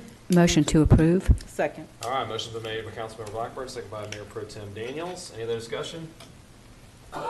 All those in favor say aye. Aye. Those opposed say nay. Motion passes 6-0. Let's move on to number 10. Thank you, Mayor. Item number 10, ordinance requested by the Planning and Development Services Department to amend Title IX, Chapter 4 by deleting the definition and standards for a modular data processing facility and by modifying the standards for data processing centers by increasing the separation distance between data processing centers to existing or approved schools, including but not limited to public or private kindergarten or nursery, elementary, junior, and senior high, and daycare facilities, children or adults, and existing conforming single-family dwellings in any district to no closer than 3,400 feet as measured from the property line, to property line, adding the hours of operation of 9 a.m. to 5 p.m. Monday through Friday, that no sound may exceed 30 decibels dBA as measured at the property line, and a sound study is required. I'll now call forward Chief Planner Shantae Gooby for the presentation. You want to read that one more time? I'm winded. That's why you're a runner. All right, good evening. Good evening. So I'm going to start with just a few background updates just to kind of bring us all up to speed. So this is a text amendment. City Council directed staff to make some modifications to the standards for data centers. So back in January of 2022, that was the first time the city adopted the actual definition and the standards for data centers. And then in March of this year, staff provided a workshop to council that identified the standards that we have currently in the city and then standards of other places in North Carolina. And then in April of this year, staff did another presentation for council. And again, that presentation, there were some potential modifications that staff identified. So now staff is bringing this to you as a formal text amendment. So first of all, data centers, and we know we have two different kinds, but data centers are allowed as a permitted use in the 4 different industrial zoning districts within the city. And so this is the table of uses, and you'll see at the far end, you'll see the zoning districts that have eyes in them, and again, this is shown as a permitted use. This map illustrates all of the properties in the city right now that currently have some kind of industrial zoning. So they're just shown as some shade of purple on this map. You'll see most of the properties that are zoned industrial are in the northeast section of the city where Green Industrial Park is located. So the first thing I want to do is I just want to go through very quickly the changes, and then I'm going to talk about those specifically. But there are a couple of different changes within this one text amendment. The first thing is to delete the definition and the standards for the modular data processing centers. And then the second set of modifications are going to deal with what we've been calling the self-contained data processing centers. That's going to consist of increasing separation distance, decreasing sound levels, establishing hours of operation, and then also decreasing the amount of time of abandonment of the operations. So we've talked about the difference quite a bit. We know right now we currently have two different types. We have data processing centers that are self-contained, which is on a picture on the left. And then we also have the modular data processing facilities. And again, that's when the computers and the servers are housed in generally just shipping containers. And so you have an example on your right-hand side. Currently in front of you, this is a very long definition of a modular data processing center. I've shown you a picture of what they actually look like. Again, this is just a little closer view. This modification will delete this as a type of development option. So not deleting the use itself, but deleting this as the way a data center could look. Okay, so this is going to take that off of the books. So again, we're going to delete the standards associated with this type of data processing center. The next modification is to the separation distance. So right now we currently have a separation distance of 2,500 feet from any data center to a school or a conforming single-family home. So the modification to this is to increase it from 2,500 feet to 3,400 feet. And again, that would be from a data center to any kind of school, whether it be a daycare, elementary school, middle school, high school, and then to any conforming single-family home. We've shown you this map before. So to give you an idea of the difference, so 2,500 feet on this map, you can see we've dropped a little red pin there for City Hall. 2,500 feet would get you to approximately the Tar River. So if we increase it to 3,400 feet, this outer red circle is now what that would look like. So from City Hall, that's going to get you to about where the Trade Mart is on Green Street, just to kind of give you an idea of distance.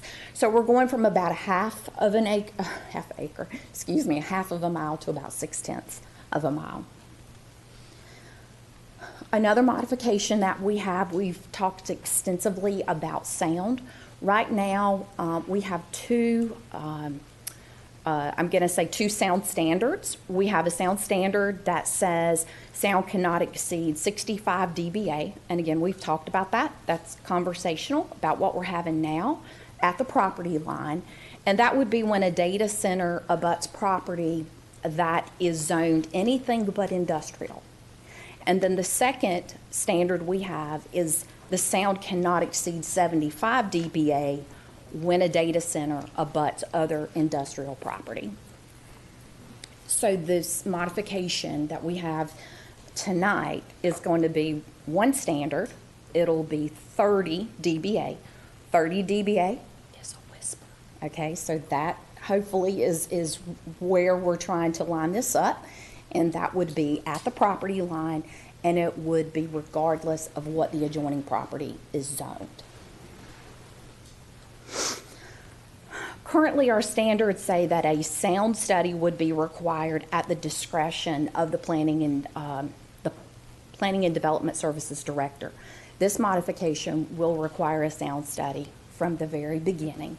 The intent of that sound study is that the use itself would be able to meet, and we're going to pretend this has been approved, that the use would not exceed the 30 dBA at the property line. So that's the intent of the sound study.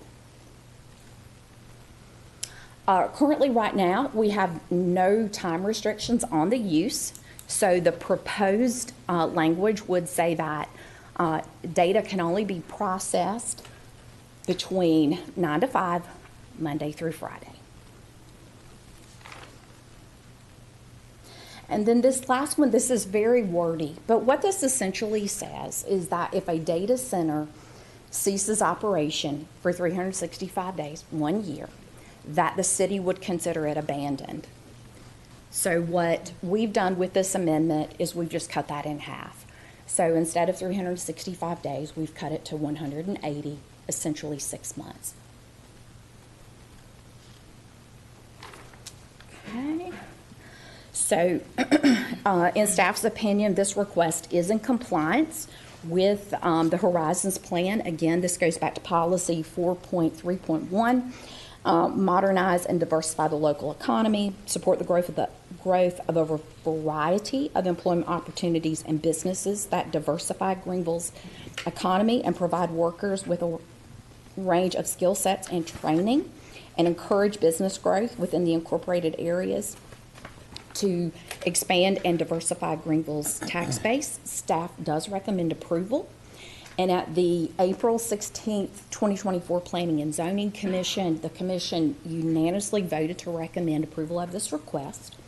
And then they also, at that very same meeting, they voted unanimously to advise City Council to create a definition for cryptocurrency to differentiate between cryptocurrency and other data processing businesses. So what I have already done is I have provided you the definition of cryptocurrency mining, and this is from the North Carolina General Statutes. So this is the very same definition that the North Carolina General Statutes identifies. With that, I'll be happy to answer any questions. Any questions for Ms. Gooby? Anybody? Anybody at all? Councilmember Blackburn. I hate to let you down there. Shantae, just from a perspective of policy and ordinance, if we are not regulating cryptocurrency mining differently than we regulate any other data processing, do we need this definition in our ordinances? Right now, this definition still does not give you a different set of standards. It would only have someone choose, essentially, but data processing is still data processing. So this would not, having cryptocurrency mining defined would not in any way change the way our ordinances operate. Somebody comes and they want to operate under this, and they say, oh, by the way, we're a cryptocurrency mining operation. The ordinances are going to be in place. That's correct. So it doesn't matter. That's correct. Okay. Thank you. Any other questions? I actually do have another question. Any other questions? My peers, please go first if Go you'd ahead. like to. On the other hand, if one day there is a miracle in Raleigh and the General Assembly allows municipalities and counties to directly directly regulate cryptocurrency mining, might this definition be useful at that time, or will we just address it at that time? Just in your opinion, that's hypothetical.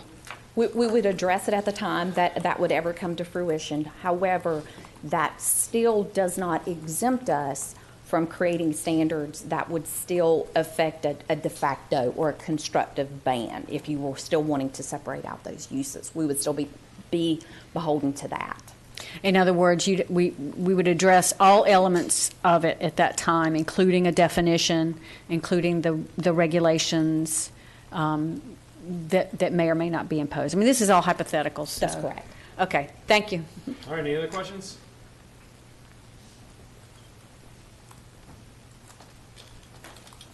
Seeing none, public hearing is now open. Those speaking on behalf of the applicant may come forward. Please state your name for the record. The first person has 10 minutes. All others have 3 minutes.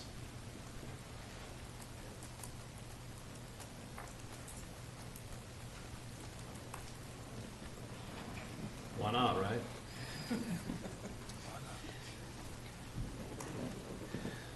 Good evening, City Council. My name is Karen Zip, and I'm a member of the Greenville Environmental Advisory Commission. And I just want to say that I am in favor of this ordinance. I would like to see a stronger ban on modular processing centers. I'm very concerned. I'm not opposed to data processing, but I am very concerned about processing in any fashion that is intending to colonize our electricity and our land use. I think these cryptocurrency mining companies are really trying to find cheap land and cheap power, and they are doing so because they've been banned from other nations like China, for example, and they are finding that the United States is a little bit more of a friendly nation for their operations. But I don't think that they have any intention on becoming a good citizen of the area. So I do think that they are intending to come in, colonize our electricity and colonize our land, and also create an enormous amount of noise pollution in our community. So I do think that this ordinance, with the increased separation from schools and from residences, is an improvement. I also think that the 9 to 5 requirement is also very favorable, and the decibel level brought to 30 decibels is also a good idea. I would like to see something that is far more restrictive in terms of the modular units, but as far as this ordinance is concerned, I find that the ordinance is definitely a step forward. Thank you. Thank you very much. Thank you, Dr. Ziff. Anyone else like to speak in favor of the applicant may come forward. Please state your name for the record. You have 3 minutes.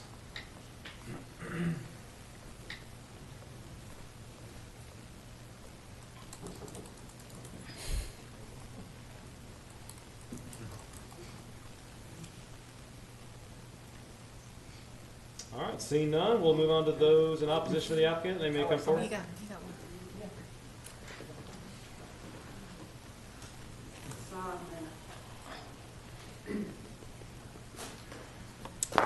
Good evening. Good evening. Good evening. My name is Lisa Tyson. I'm Vice Chair of North of the River Association. Since the development, I'm just going to read my speech. Since the development of our organization in March of 2022, the entire Notre team have learned a lot in the last 2.5 years fighting against crypto mining.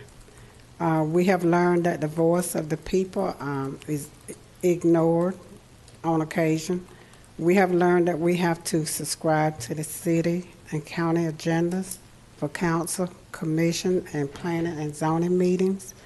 We have learned that we have to take time out of our busy schedules to show up for the meetings that impact our neighborhoods and families. We have learned that many citizens are disenfranchised because they live in or adjacent to the ETJ, but citizens' votes matter regardless of where they live. And lastly, we have learned that when our collective voice is heard, the will of the people can be done when council listens to us. While we respect and appreciate the changes requested and submitted by the Planning and Zoning Board in regards to the data processing centers, we will remain vigilant and continue to push for healthy and better growth north of the river. Thank you. Thank you very much. Thank you, Ms. Tyson. Anyone else like to speak on behalf of the applicant may come forward. Please state your name for the record. You have 3 minutes.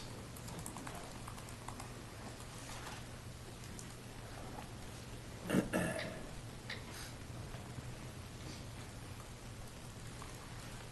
evening.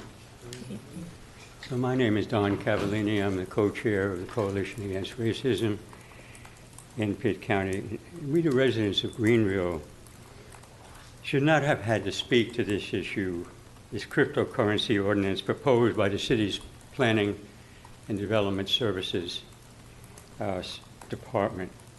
This ordinance, originally called Title IX, Chapter 4, I believe, was approved despite overwhelming opposition by the residents. It was done in January 2022 by a very different city council. We're grateful for the more enlightened view taken by this city council, as it's now constituted. We would have preferred that there be no provision for an activity that is a plague on the land.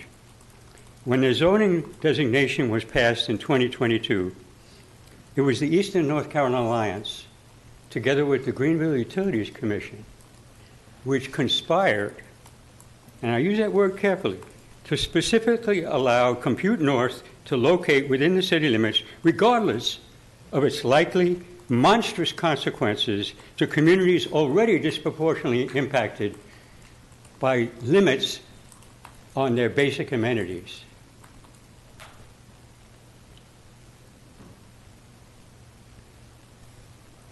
We wish to be crystal clear to everyone that the Coalition Against Racism is not against development, economic or otherwise.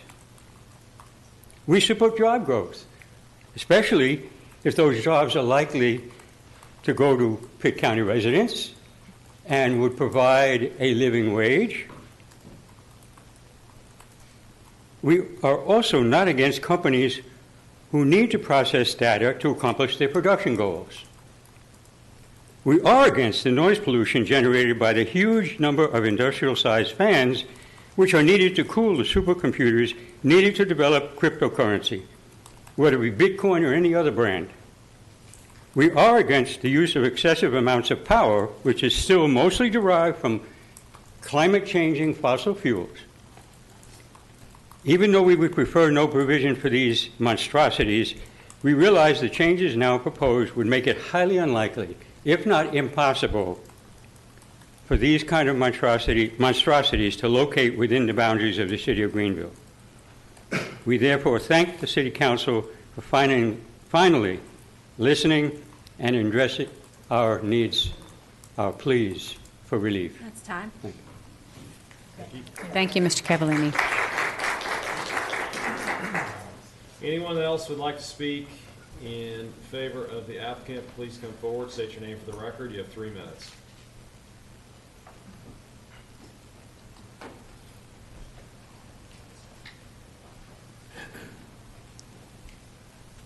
Hello again. My name is Jeff Monaco from the local group of the Sierra Club. Just wanted to echo what other people have said this evening, that this way of generating additional cryptocurrency is a very poor way of doing it because of the tremendous use of fossil fuels.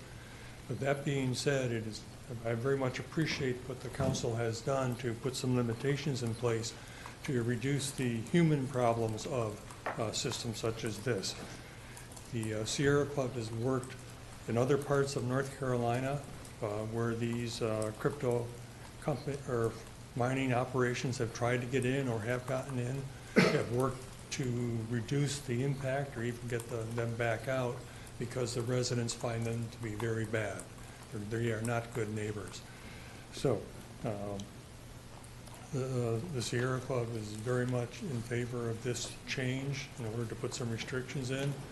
The 30 decibels at the property line will be very, very quiet, and the 9 to 5 limitation is going to make it difficult for an operation that wants to just come in and blast away 24 hours a day. So Sierra Club is for it. Thank you. Thank you very much. Thank you, Dr. Monaco. Anyone else would like to speak in favor of the applicant, please come forward, state your name for the record. You have 3 minutes.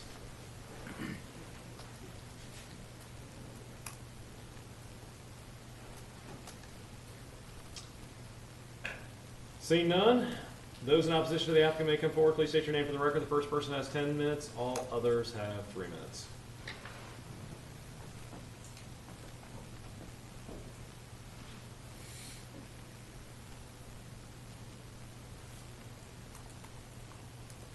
Seeing none, the public hearing is now closed. Open for a board discussion or motion. Motion to approve. Second. All right, motion's been made by Councilmember Blackburn, second by Mayor Pro Tem Daniels. Any other discussion? All those in favor say aye. Aye. All those opposed say nay. Motion passes 6-0. Thank you very much.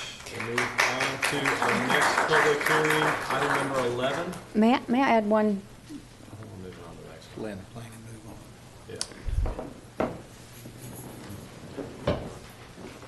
Item number 11. Item number 11, 2024-2025 Annual Action Plan Public Hearing. I'll call forward Director of Neighborhood Business Services, Tiani Berryman, for the presentation.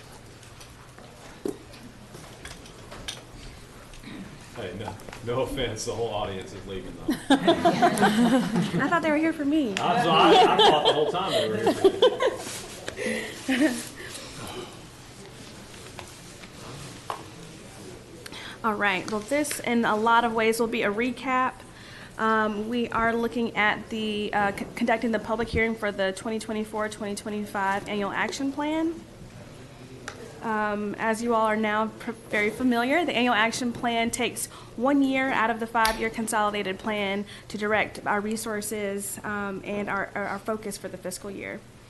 So we're looking at moving into year 2 of that 5-year plan that will start July 1st of 24 and end June 30th.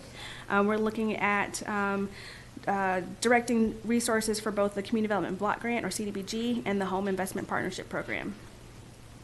Right, the CDBG supports some more broad community development activities around housing, and public facilities and infrastructure, some economic development activities and public services, whereas home is a little more narrow in focus and is all about creating homes for low and moderate income families through rehab, rental development, new construction, for example. Right, so we are nearing the end of this process. We started in the fall with some public meetings, have engaged with the public over the past several months, and are here for a final approval before we submit to HUD this month. Okay, some of the action plan top priorities as were presented last month include new construction, rental development, continuing our rehab program, down payment assistance. All of those are focused on around affordable housing, continued support of our nonprofits, and then also some neighborhood revitalization through acquisition and demolition of substandard structures. Right, so for new construction, we're looking to continue city-sponsored and incentivized new construction that is similar to the activities that we've seen in Lincoln Park. Obviously, the 6 homes that the city's working on right now are being developed by the city, but then we also have opportunities to work with other partners to create affordable housing. Okay, looking to create rental housing through support and development, or support of providing gap financing for tax credit projects. Continuing our home owner-occupied rehab program citywide, and then also recruiting new contractors for that program. We have successfully recruited 1 more, so we're looking to continue that. Our down payment assistance will also continue offering that program for citywide purchases of owner-occupied units for first-time buyers. Council increased that award from $20,000 to $40,000 in December, and we've been able to successfully start rolling those out. We can also layer those with additional programs to ensure that homeownership is attainable for low and moderate income first-time buyers. Right. Continuing holistic community development through expansion of our public services and partnership with nonprofits throughout the city. Eliminating slum and blight in some of our priority communities, and then also using that as an opportunity to create new development for specifically around affordable housing. Okay. So we're looking at adding about just shy of $1.5 million to our ongoing activities.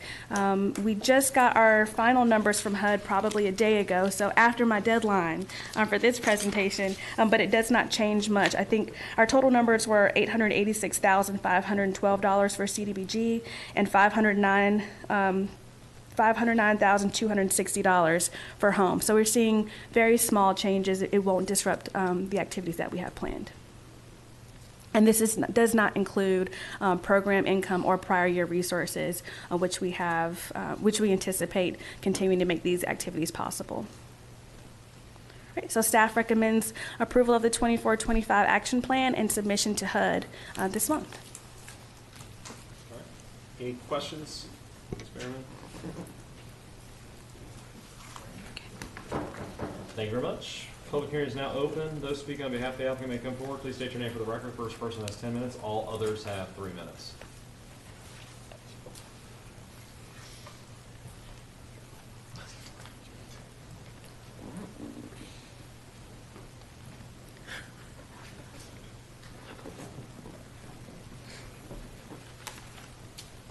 See none. Those in opposition to the applicant may come forward. Please state your name for the record. The first person has 10 minutes. All others have 3 minutes.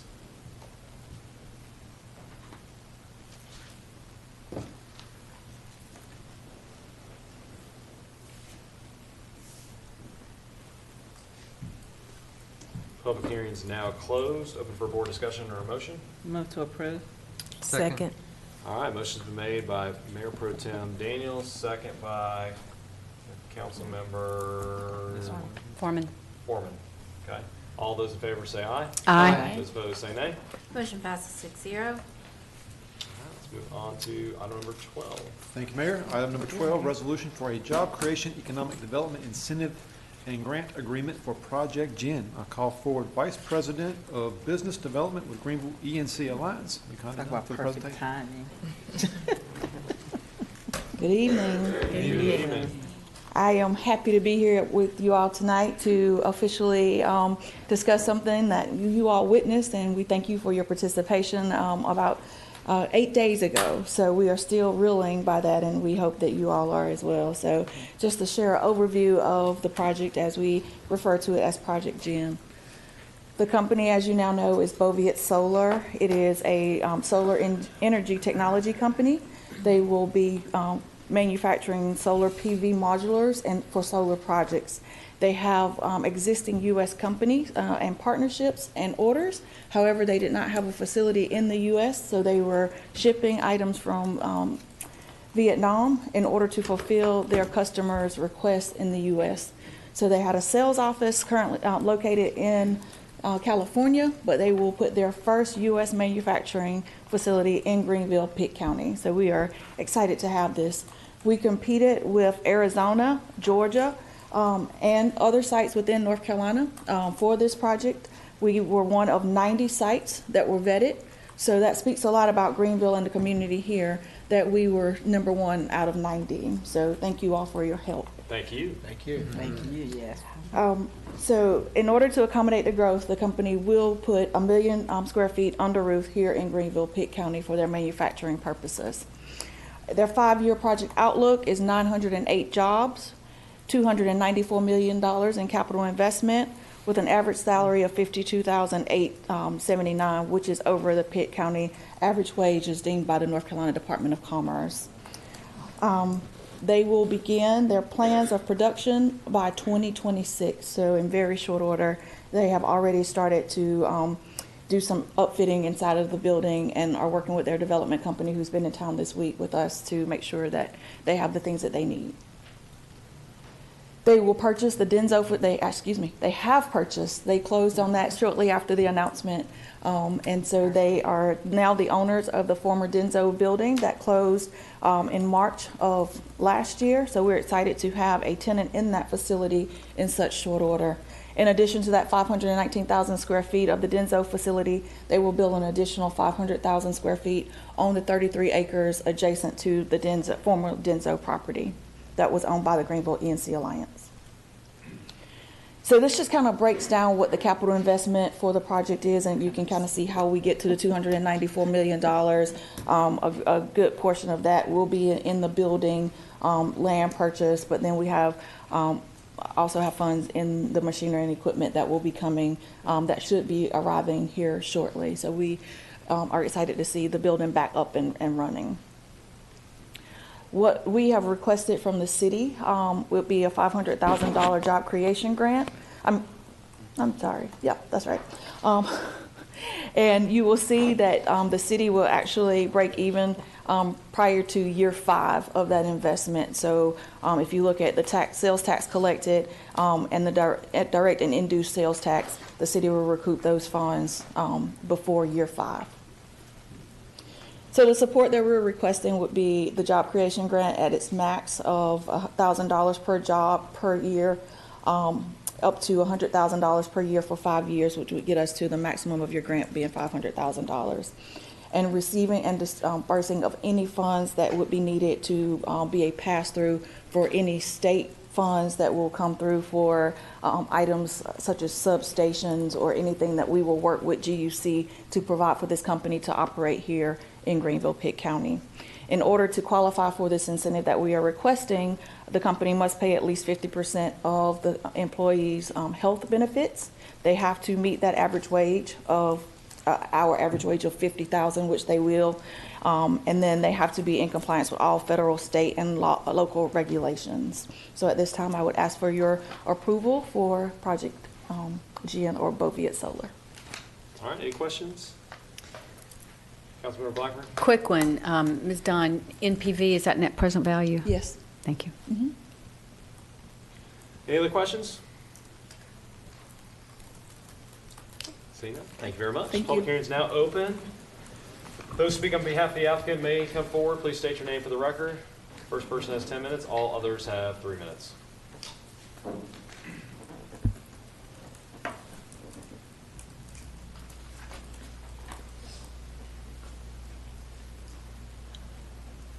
Seeing none, those in opposition to the applicant may come forward. Please state your name for the record. The first person has 10 minutes. All others have 3 minutes.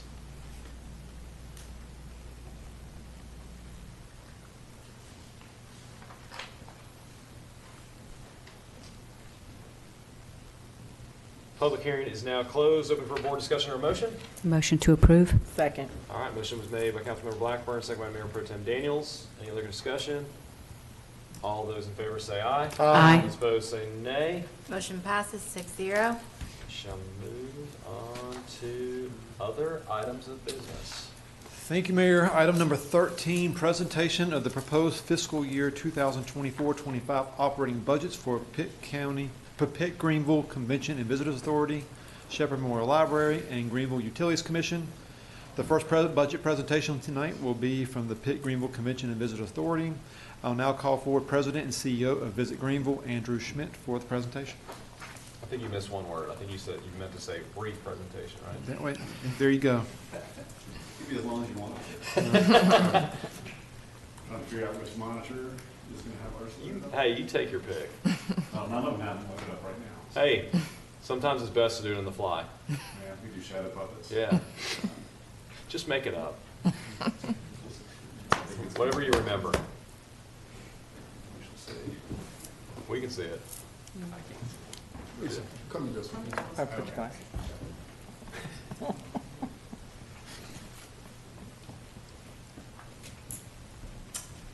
All right, guys, good evening. I will try to keep it brief, but I appreciate it. I'm Andrew Schmidt. I'm President and CEO of Visit Greenville NC.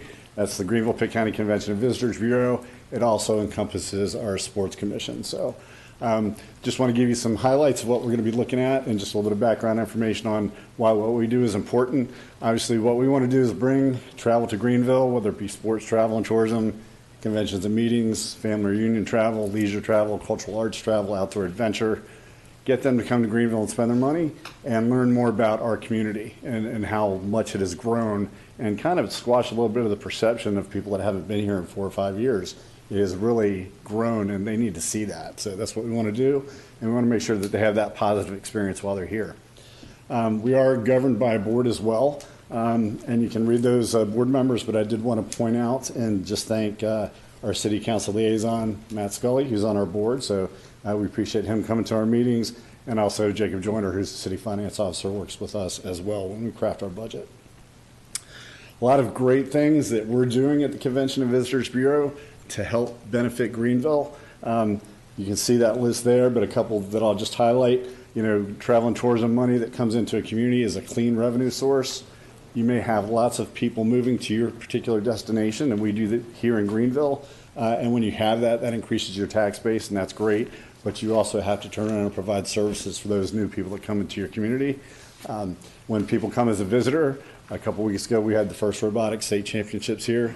They dropped about $1.5 million in our local economy. They dropped their tax base and they went home. So no services have to be provided for groups that come and go. So that's a really big benefit to our community. Obviously, there's huge local economic impact. Our small businesses, they feel the difference when we have groups here in Greenville and Pitt County. So that's important. We want to support them. Job creation, when we do our jobs well, we see new hospitality outlets coming online. We've got 2 hotels that will open up this fall, one right down the street here, and another that's going to break ground in the fall. So we're creating jobs too. Destination exposure, when we bring people to Greenville and Pitt County, obviously, if they are exposed to Greenville, maybe for the first time, or maybe they haven't been here in 10 years and it's the second time they've been here, but it's been a while. So we want to make sure that we're exposing all the changes in Greenville.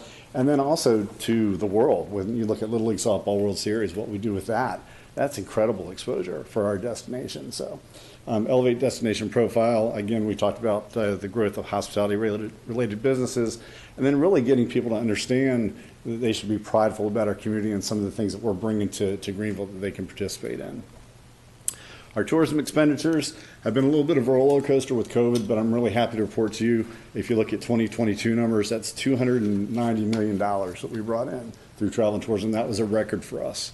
We don't have our 23 numbers yet, but we do expect that to eclipse $300 million for the first time. So we're excited about the revenue that's coming in. And we're excited about how that revenue is spread out through our community. And you can see that through this pie chart.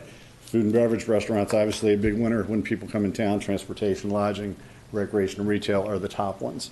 So we take pride in the fact that when we do our jobs right and we bring people in, it affects a lot of different types of businesses. So that's great. Occupancy tax collection is how we are solely funded usually. We do have a couple of other funding sources that we'll go over, but in our 22-23 fiscal year, we almost hit $3 million in occupancy tax collections. That is also a record.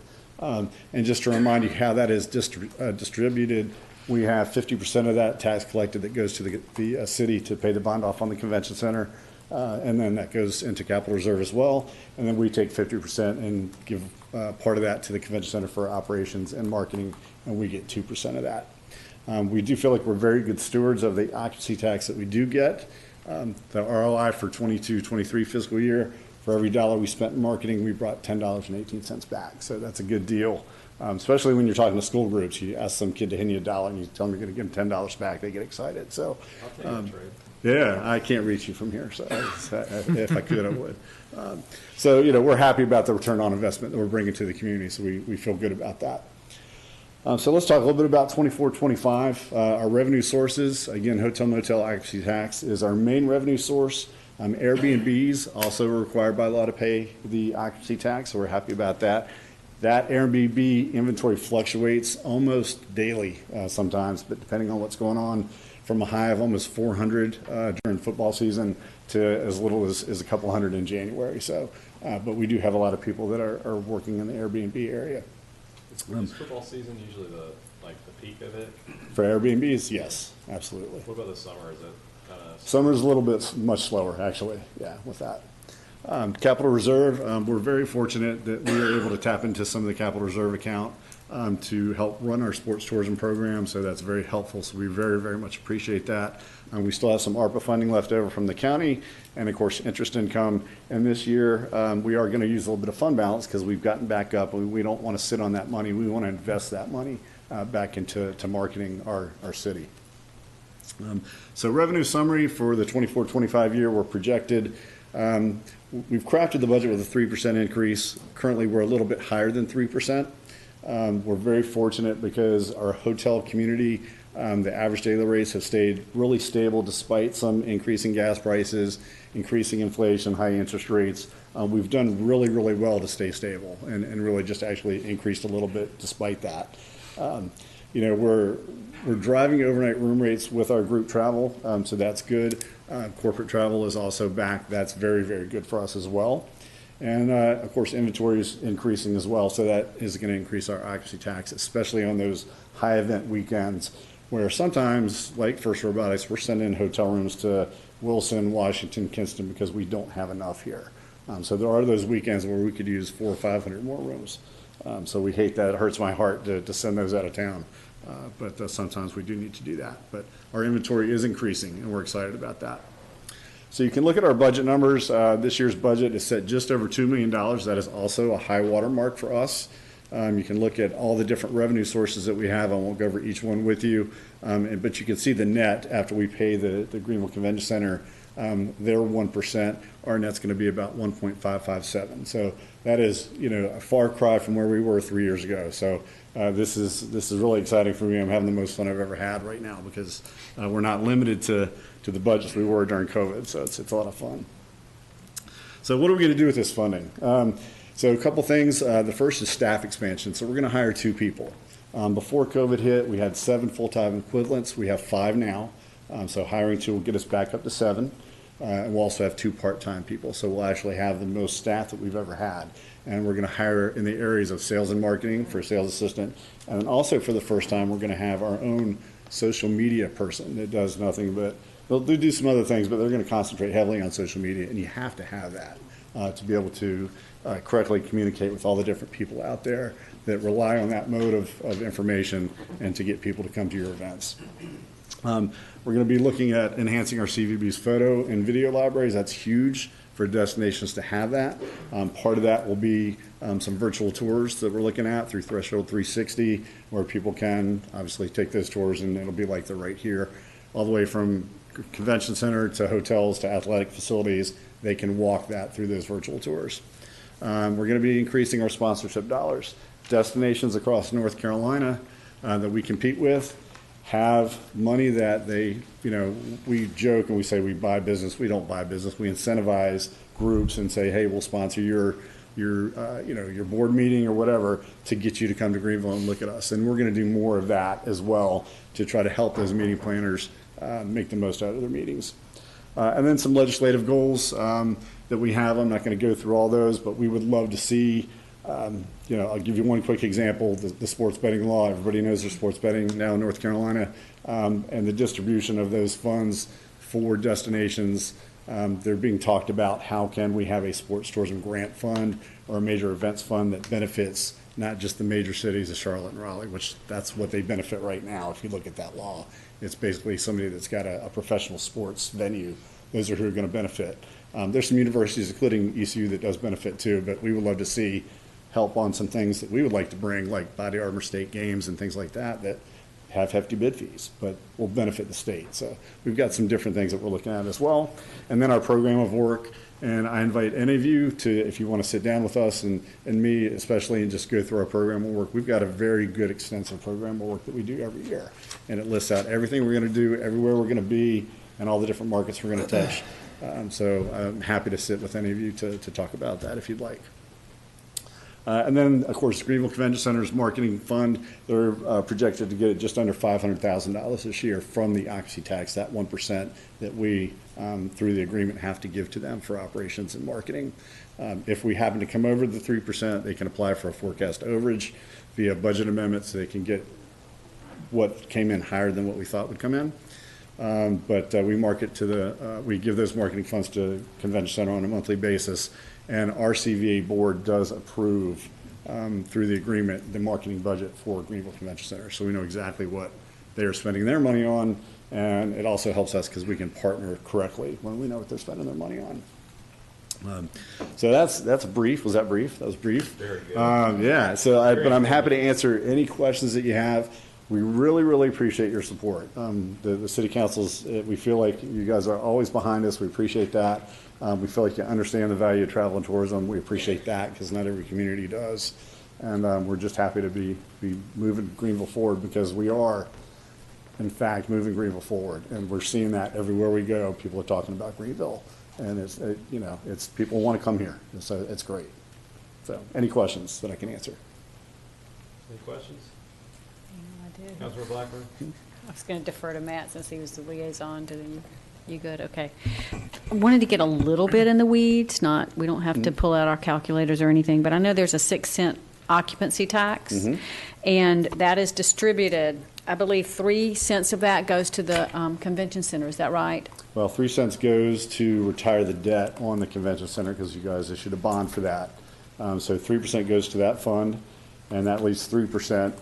And that goes to me, and then I have to give 1% to the convention center for operations and marketing. Yeah, so basically for every $6 I get, or every $6 collected, 3 goes to the city, 1 goes to the convention center, 2 goes to CVB. So 3 cents, not 3%. For capital, and the other 3 is for operations. Right. And I heard you mention at one point that you were able to tap into the capital reserve. So some of that debt payment, sometimes there's a little more than what you need for the debt payment. Yes, we are retiring that debt, but at the same time, we are putting dollars back into fund balance, which is going to allow put the city in a good position to go out and leverage more capacity for a capital project that is centered around travel and tourism, such like a sports complex one day. Concur with that. Are you talking about the Robinson Sports complex? I've heard about that one. Let's not get off track. Privately funded? Their naming rights are a big thing, I'm just saying. Yeah. My next question then has to do with the other 3 cents, which is the 2 cents that goes to the convention center. Is that right? 2 cents goes to us for all 3% go to us for operations. We give some of that to the convention center for their operations. Around almost $500,000? Yes, ma'am. And that goes for operations, for operating the center, for what, utility bills, for their staff? for- Everything, yes, ma'am. Anything that's sales and market oriented, and everything that's operationally oriented. So staff, their marketing is in there? Yes, ma'am. The whole thing. And then the additional 1%, what is that used for? Or 1 cent? Yeah, so the best way to describe it is the $3 that's left, so we collect $6, $3 that's left, one of those dollars goes to the convention center, we get 2. So we're getting 2%. Okay, they're the getting 2 cents, sorry Yes, about that. ma'am. And what happens with the 2 cents? What is that used That's for? for my operations, yes, ma'am. That's For the my staff marketing. and our marketing, yes, ma'am. For the sports commission, for Correct. everything you do. And then the hotels, they contribute or they benefit from that occupancy tax? They collect it, and by law it goes to us, but they are certainly benefiting from it. So when we can land a convention or meeting, they're going to get the hotel rooms from it. Got So, it. But they're not directly involved in that. They just collect it and it's a pass-through. Yes, ma'am. There's some of the hotels that partner with us on some things, but for the most part, that's how it works. Okay. And partner on some things like where you may have like some sponsorships or something like that? Go to a trade show that, some of the hotels that have meeting space might go to a trade show with us because they can sell their meeting space as well. So it just depends on what the activity is. Okay. Thank you. Yes, ma'am. Anybody else? Just, Andrew, if I'm remembering correctly, I believe the occupancy tax is on record to beat last year's. Is that right? Yes, sir. Thank you. Yes, approximately $1.4 million a year. Yeah, it's going well. Thank you for a good job. Thank you. Appreciate it. All right. Yeah, thank you. Thank you for all that you do. You guys are everywhere. Every time I go to an event, you guys are participating and done an outstanding job bringing people to our community. And I think that people need to know that if our city's going to continue to grow, we've got to do it in all different ways as far as bringing jobs to our area, growing jobs in our area, but also bringing tourism to our area too, and making Greenville a destination city. So appreciate all that you guys do and your team Thank does. I specifically remember having conversations with Ann Wall back in 2020, 2021 time period, and she's telling me that Andrew's freaking out. There's no money coming in. And I'm like, it's COVID. We all get it, Andrew. We all Yeah, get it. it's not an exaggeration. I was freaking out. So. Yeah. But you got your team has done an outstanding job recovering from COVID times, and you continue to do a great job promoting our city and our county, and you guys are everywhere. So thank you. Thank you. Staff gets the credit, but thank you. Appreciate And let it. me just say, Andrew, one other point. To that point, we were projecting probably it would take a good 3 to 4 years to rebound from that. It took less than 1 year for them to be able to pull those activities back. So it was an outstanding job. Thank you, guys. Appreciate it. I do have one more Yes, question. ma'am. Along with the congratulations, that's great. 1 year instead of several. And I would also echo what has been said to thank everyone for your efforts. The economic benefit, there was a pie chart. I think 76% of the benefit was in the area of transportation. Not necessarily, no. I think the biggest benefit, I can go through the list. I don't have the percentages in my head, but first of all, food and beverage, the restaurants are the biggest benefactor of travel and tourism. Then you've got transportation as second. And was that mostly gas sales? Nobody's coming here to buy a car, are they? Not that I'm aware of. We don't monitor that. But it's gas, it's car rentals. It's, you look at when people fly here, that obviously affects the bottom line here for our community. So we would love to see that. So it's all forms of transportation. Thank you. That's it. No, thank Please you. share our thanks with your staff as well. They're Yeah, really they get the great. credit. They're doing the heavy lifting. So Awesome job. Thank you so Thanks, much. guys. Appreciate it. Thank you. All right, moving along, the next budget for presentation is Shepherd Memorial Library. Now call forward Board Chair Chris Ulfers and Director of Shepherd Memorial Library Greg Needham for the presentation. Good evening. Thank you for your time and your service to our community. I'm Chris Ulfers. I serve currently as the chair of the Board of Trustees of Shepherd. And many people don't know that Shepherd Memorial Library has been receiving support from City Council and from the City of Greenville since 1930. The library is approaching its 100th anniversary, and it's going to be a pretty big deal for us. So, but we thank you for your continued support. And Greg just wanted me before he gets down to some nitty-gritty to just let you know, you're speaking about rebounding from COVID. The library is completely rebounded basically from COVID. And in this digital age, where we all thought that libraries were going to be a thing of the past about 20 years ago, the library is currently circulating about 40,000 books a month. So in the last 5 years, that's about 2 million books. That includes COVID. The incredible part for us and for our community is about half of those books every month and year to year are children's books. And so the youth of our city and the youth of our community is really being impacted by that. And so is the children's programming that the library is able to provide. That's all back in person and full force. Baby and Me at the library, toddler story time, preschool story time, school age programs, and the summer reading program is back now, and so everybody is able to participate in that. One of the things that we all like to promote is certainly early literacy and the ability for us to help prepare our children of our community for school. And one of those things that is what was started about 10 years ago by Dolly Parton was the Imagination Library. And the city of Greenville has, through the library and through the early literacy programs, about 75% of the early school children under 5 in the city of Greenville are registered for the Imagination Library. And from 10 years ago when that was 0, that's a pretty astonishing number. The other thing that Greg wanted me to just tell you about is that even in this day and age of YouTube videos and all the things that go with that, the library is still doing and provided centered programming for computer classes for adults, including basic computer skills, Word, Excel, job-related computer skills, and those are still really well attended. So without further ado and with any more of your time, I want to let Greg give you some nitty-gritty numbers. I do want to make one comment. If you ever have any issues, I know we just recently, in like the last year, appointed somebody to that board. I know he's kind of a questionable subject. Yeah. Our good friend Rick Smiley. If you ever have any problems with him, don't hesitate to reach out. I know him pretty well. Yeah. Well, I'm getting to know Rick pretty well too. So he's a good guy. Yeah. Indeed. Thank you. Thanks, Mr. Chris. Thank you. You bet. Good evening, everyone. Thanks very much. Rick Smiley, yeah.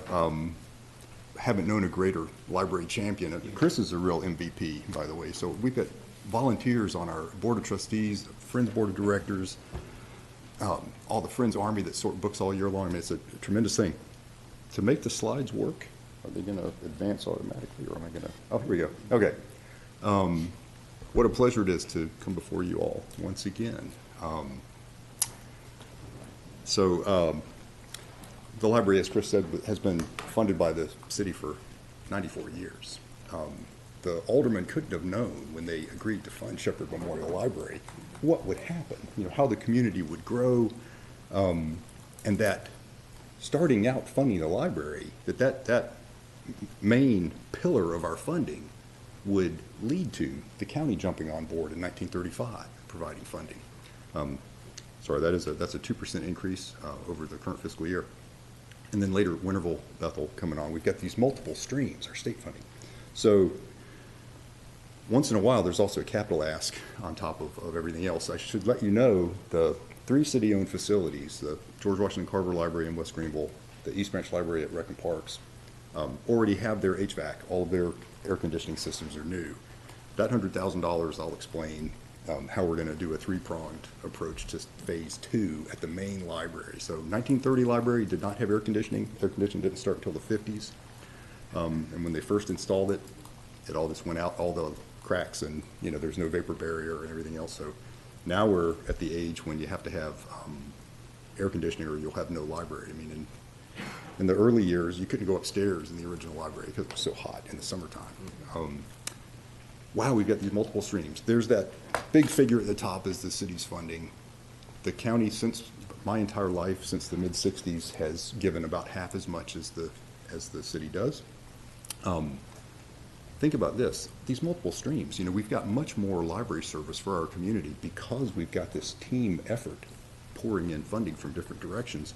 The county, Pitt County does give an extra $12,000 for Winterville and Bethel. That's 10 for Winterville and 2,000 for Bethel. Our two non-Greenville locations. The Pitt County Bookmobile goes to every nook and cranny. Bethel and Winterville own their facilities where the city owns the other three. And so they pay for their insurance and utilities and everything else, and they pay us what it takes to put librarians and staff and books and computers and for the courier to run books between all the locations. Because we have a library at a certain standard, we qualify for state funding. That's $235,790 a year now, which is more than the traditional book budget and some of the ebooks combined, so it's a tremendous important piece of the puzzle. Desk receipts, that's based on actual, so overdue fines, which people are still pretty much happy to pay, fees for replacement. The dog chewed my book, I have to buy a new one, that kind of thing, $60,000.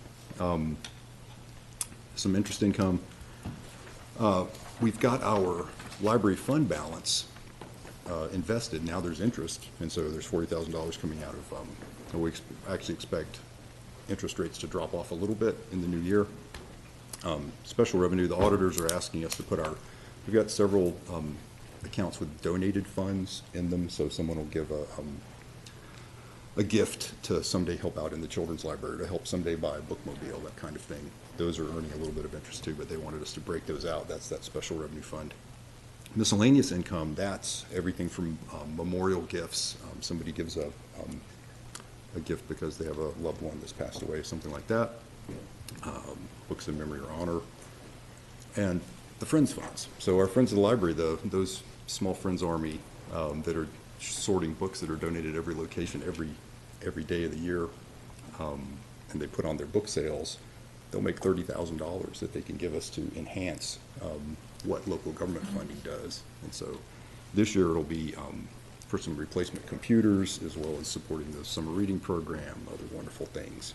And the Greenville Housing Authority, that's always our federal pass-through funds that support the Moywood Resource Room. So kids have a wholesome place to go and get homework help after school in Moywood.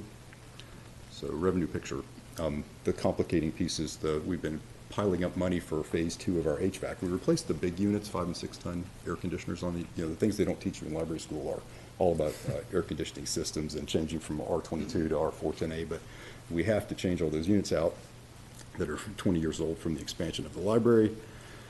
So we've been getting money ready for the next phase, the smaller units, and the cost keeps going up. So first we had supply chain disruptions and things like that from COVID where you couldn't get the units you needed, and now it's still the cost of labor and parts are going up and up. So the grand total cost for the second phase of the air conditioning replacements is bigger than we thought it was going to be. Public Works tells us what that's going to be. So we are funding it with a three-pronged plan, and that is 1/3 library fund balance, 1/3 ask for the city, 1/3 ask from the county. We had our annual budget meeting with the county a couple of weeks ago. They're on board with doing that, if you all are, and so we'll be able to do it even though there's inflated costs. So the top 2 reserved capital items, that's what we already had approved in this year's budget. We'll carry those over. The next 3 are the new asks, so an extra $100,000, $150,000 from the city, some more library fund balance, $80,000 and change. And from the county, the total $153,000. We had asked them for $26,667. They didn't give it to us yet. The county usually says, when you're ready to spend it, let us know. And that's the way they'll give us our funding. We just replaced our courier van that takes the And we've got 1/3 of a million books in the library system. A courier van goes every day between the branches and gets the books to everybody. So, and then we usually fund a little bit of fund balance to make sure we can balance the budget. We don't always spend it all, but that's 59,864, and that's our total revenue picture. So it includes capital funding in a larger amount than usual this year. And then the expenditures, you'll see we spend just about twice as much on personnel as we do on the other operating costs, utility bill, books, and everything else. But we have to be able to hire and retain good people across the library system. There's the pass-through funding for the housing authority. The total for that HVAC phase 2, most of the rest of it at the main library is $460,450, which would have been a lot less than that pre-COVID. But again, without the air conditioning, the patrons won't be happy, the staff won't be happy, and the books will mold. So in East North Carolina, you have to have air conditioning. And we already bought the van. That's how the total expenditure picture shapes up. So again, because you all pitch in, the strongest supporter funding the library, the county funds, Winterville funds, Bethel funds, the state funds, federal grants come in.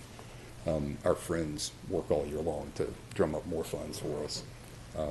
If we had to pay our friends volunteers, we'd never be able to pay them even minimum wage for the many hours that they put in, and our volunteer board members and all of that. So tremendous team effort that makes this public library all that it is. So we circulate 500,000 books across the county in a given year.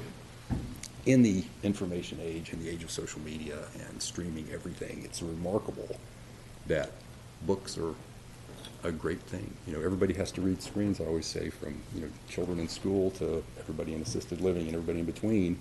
In your job, you're reading screens all day long.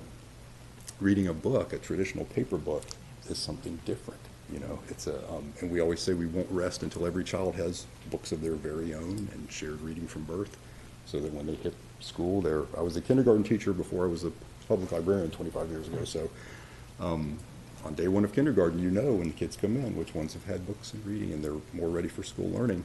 That impacts everything else. We talk about ROI. I love going after a CVA because it's exciting, all that they're doing, but public library is also a terrific return on investment because it affects everything. If the kids do great in school, then they're ready for community college or college or university, be gainfully employed, be more fulfilled and happy. They've got a great wholesome habit for their lifelong to read and be lifelong learners. So it's an exciting thing to be a part of. I thank you all for all that you do to support your public library, and I'm happy to entertain any questions that you may have. I do have a question. Sure. So before COVID, it was my experience that you could rent out, well, not rent out, but you could reserve the space right in the front of the main Shepherd Memorial Library. Yep. And I think after COVID, that hasn't been the case. So there's a big change in public libraries when COVID hit, before we closed to figure out what we were going to do. And then when we started opening back up, there was understanding how the pandemic works. And so meeting room use really fell off in the public libraries. And then it grew back variously. So right now we're having meeting room use at the Carver Library and at the East Branch, right, but not at the main library. That's also because use of the children's library has grown so tremendously. We've given over the meeting rooms to the children's library to expand into, to have space to do all of the programming and everything that they need. When groups come in, they'll put half of them in meeting room A so that they're getting a story in there while the other half are in the children's library picking out books and everything else. Plus, during the pandemic, people also started to learn to Zoom and meet other ways virtually. So we haven't had the demand. Ordinarily, the patrons aren't shy about telling us what they want. I haven't had many people say, you know, beyond what we're doing, especially at East and Carver. So public libraries adapt. We're also reclaiming space that we have. Used to have 100 public computers across the whole library system. Now we have 50 because so many people now have an internet-capable device. They're using our Wi-Fi, and they're in all the nooks and crannies everywhere using their own device or checking out one of our Chromebooks, but they don't have to have a hardwired computer. So we'll reclaim that space, and it'll be more children's space or more books for more room for shelves or something like that. So libraries adapt. Right. Okay. Thank you. Sure. So if someone would like to use the meeting space at Shepherd, will they be allowed to do so? So we would direct them first to Easter Carver, depending on what they need to do. So different size groups, they should just contact us. They can call in the main line and they'll get connected to somebody who can help them. So yeah, we've just been routing them to the spaces that we've made available. I do have another question. Sure. The bookmobile, I have not seen it north of the river. No, it's there. COVID. And maybe I just don't see it. The biggest success is at the Boys and Girls Club north of the river. So that's been a big hit since they started going there. Yeah. So will it, I know at one time it did used to go into the communities. Mm-hmm. Will that begin again? It can go wherever it's needed. So the bookmobile schedule is constantly evolving. So Okay. people let us know we want to have a new stop. There's a neighborhood over by the Walmart that when they were showing on the map, where's the Walmart, Ms. Blackburn? Okay. There's a neighborhood over there. Is it not Wildwood? I'm trying to remember. No, that's not Wildwood.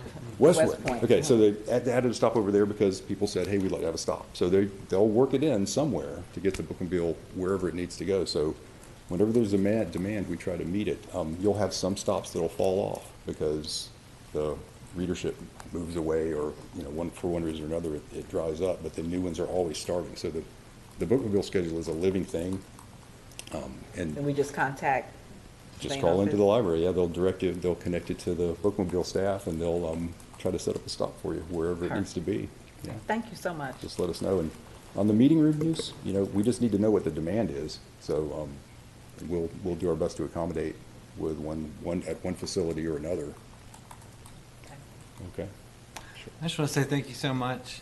I love listening to you speak about the library and about books, and we are so fortunate to have you as the leader of our library system.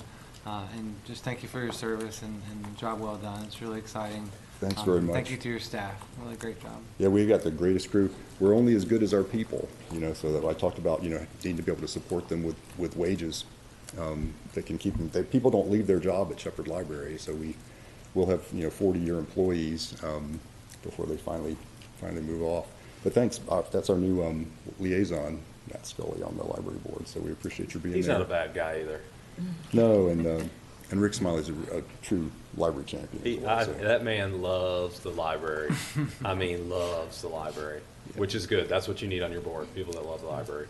There's a lot of love there, and the staff are all, at break time, they're all cracking a book. I mean, it's love of books and reading is really strong. So if you haven't been to the library, come and see us, and if there's a service that you want, or somebody does, get them to contact us.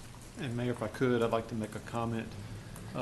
Greg, I've been told this is okay, so if it's not, but Greg Needham is retiring this year. And let me just say, of all the years I've known him, as in my education background, as well as with the city, you will not find anybody more passionate about life than this fellow right here, and you will find no person more passionate about literacy and our youth. And I feel sorry for whoever has to take your job, because you have been a true gem for our youth in this community and fighting for literacy.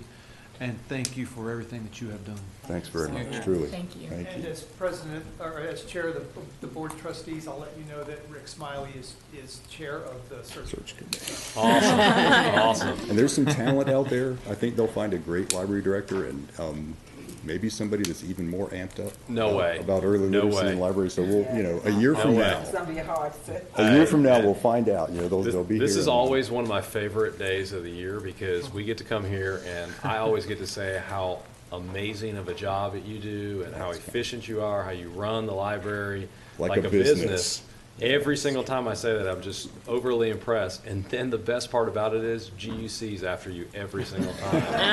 I know. And then we ask them a bunch of hard questions because their budget's $200 million more than yours. Almost 300 actually. So, but thank you for all that you do. You do an incredible job. We will definitely miss you. You've done an outstanding job as a director, and it will be very hard to replace you. Thanks for your kind words, all of you, truly. It's been my pleasure to do what I love for a living, and to do it here in my own community. I commuted for a long time and left a carbon footprint I regret, but being here for 14 years has been a joy, and got a little while yet to go, so come and see me in the library. We will. Thank you. Thanks for what you do. Thanks, Greg. I have a question for Mr. Manager.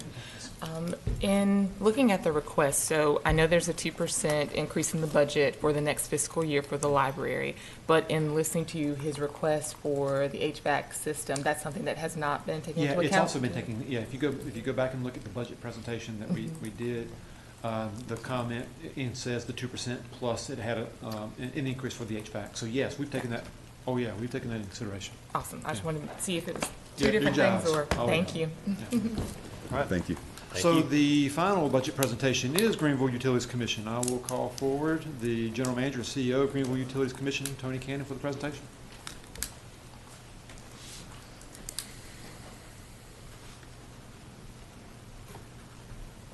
Thank you, Mr. Manager. The community is certainly going to miss Greg, but I'm not going to miss having to follow him, I can tell you that. He does such a good job. Thank you for the opportunity to present the budget to you this evening. Our board's been working on this since right around the first of the year, and I'll apologize to Councilmember Robinson and City Manager Cowan. They have had to see this. This will be their fourth or fifth time looking at this budget, but it's a lot of hard work has gone into this budget.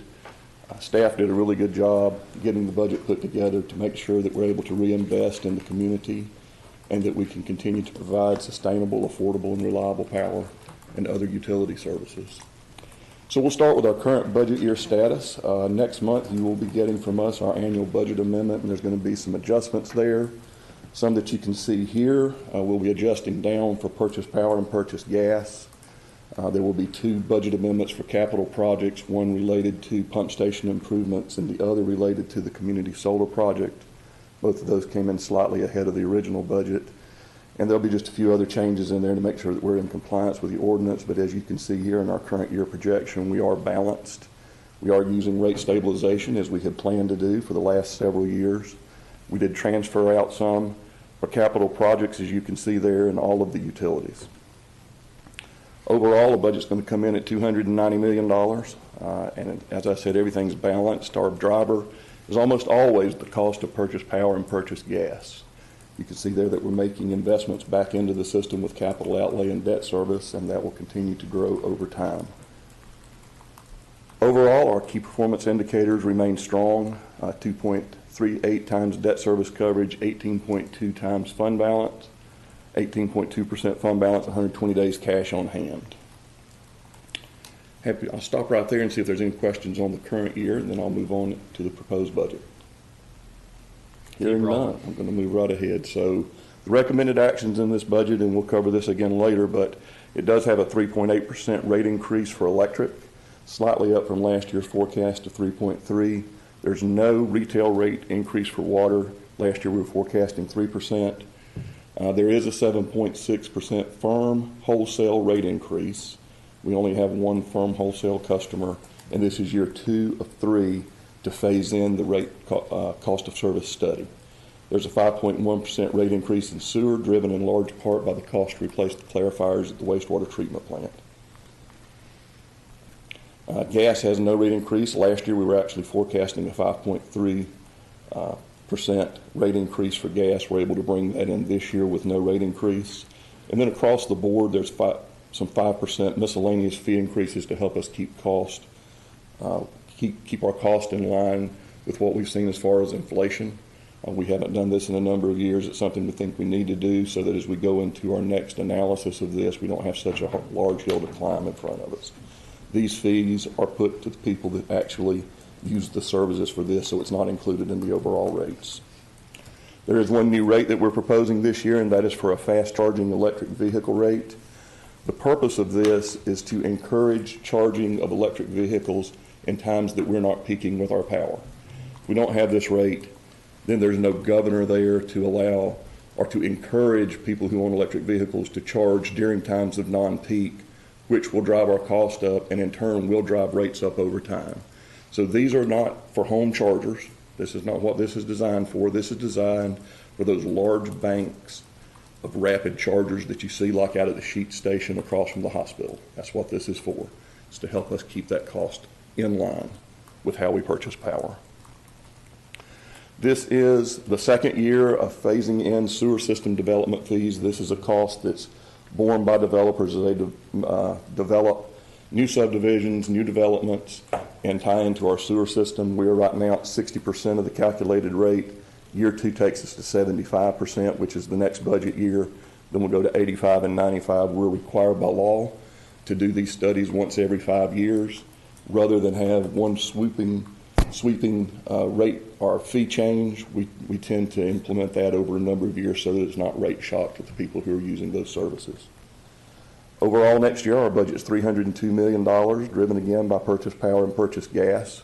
Operations costs are up slightly, thanks in large part to inflation, and the cost of capital, as you see, is going up as well. Debt service is continuing to increase. The city turnover next year will be the largest we've ever had at $8.7 million. We'll be transferring $500,000 to OPEB trust, transferring out $900,000 to a gas rate stabilization, and $2.4 million to capital projects. We'll also be transferring in next year $6 million from our electric rate stabilization fund.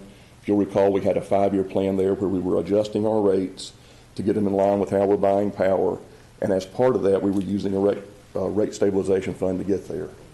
Even though we have a rate increase for electric in this year's budget, that is the first time we've raised electric rates in over 10 years. In that same period of time, we lowered the rates 14.5%. So anyone that's on our system and they're using electricity today, if they're using the same amount of electricity they were using 10 years ago, their bill's about $14 cheaper than it was then. So we're going to have some rate increases. I'm going to talk about that in a few minutes, and there's outside forces driving that, and it's probably something that you all can help us with somewhere down the road. Our key performance indicators remain strong as the budget is proposed. 2.4 times debt service coverage, almost a 17% fund balance, and 114 days cash on hand. You'll notice over the last couple of years, the fund balance and the days cash on hand have gone down a little bit. We've been investing heavily in capital over that period of time. We have not had any debt issued, so we've been using our cash to pay for that. We've also been using rate stabilization there. We do have a debt issuance planned for the first quarter of next year, in which we'll refund some of that money and get that money back on the balance sheet. As I mentioned, we have rate design modifications for electric and water. This is year 4 of 5 implementing the plan that was done 4 years ago now for electric. So this is year 4 or 5 of that plan, and then year 5 of 5 of the water rate design modifications. In general, as I mentioned, $8.7 million in turnover to the city of Greenville, to the general fund. Continuing to support the Greenville NC Alliance as a sustaining member at $650,000. We partner with the city every year on energy efficiency at $150,000, and that has worked out really well. We also, you were talking about the job creation grant. We fund 50% of that, and we're continuing to do that again next year. I think that has proven to be a great tool, as we have seen in recent weeks. I'm very pleased with that. We're transferring $6 million from the electric rate stabilization fund, as I mentioned, and $900,000 to the gas rate stabilization fund. And then we're investing in infrastructure through both debt service, capital outlay, and transfers to our capital projects fund. Funding for personnel is 4% as recommended by the joint boards a few weeks ago. Also transitioning from a fixed amount in 401k to a percentage, and I think that is going to be a tremendous tool for us for recruiting and retaining highly qualified employees. I want to thank you and thank our board for that consideration. I think that's a great tool for us to have in our toolbox there. We're continuing to transfer money every year to the OPEB trust fund, and that liability continues to decrease over time.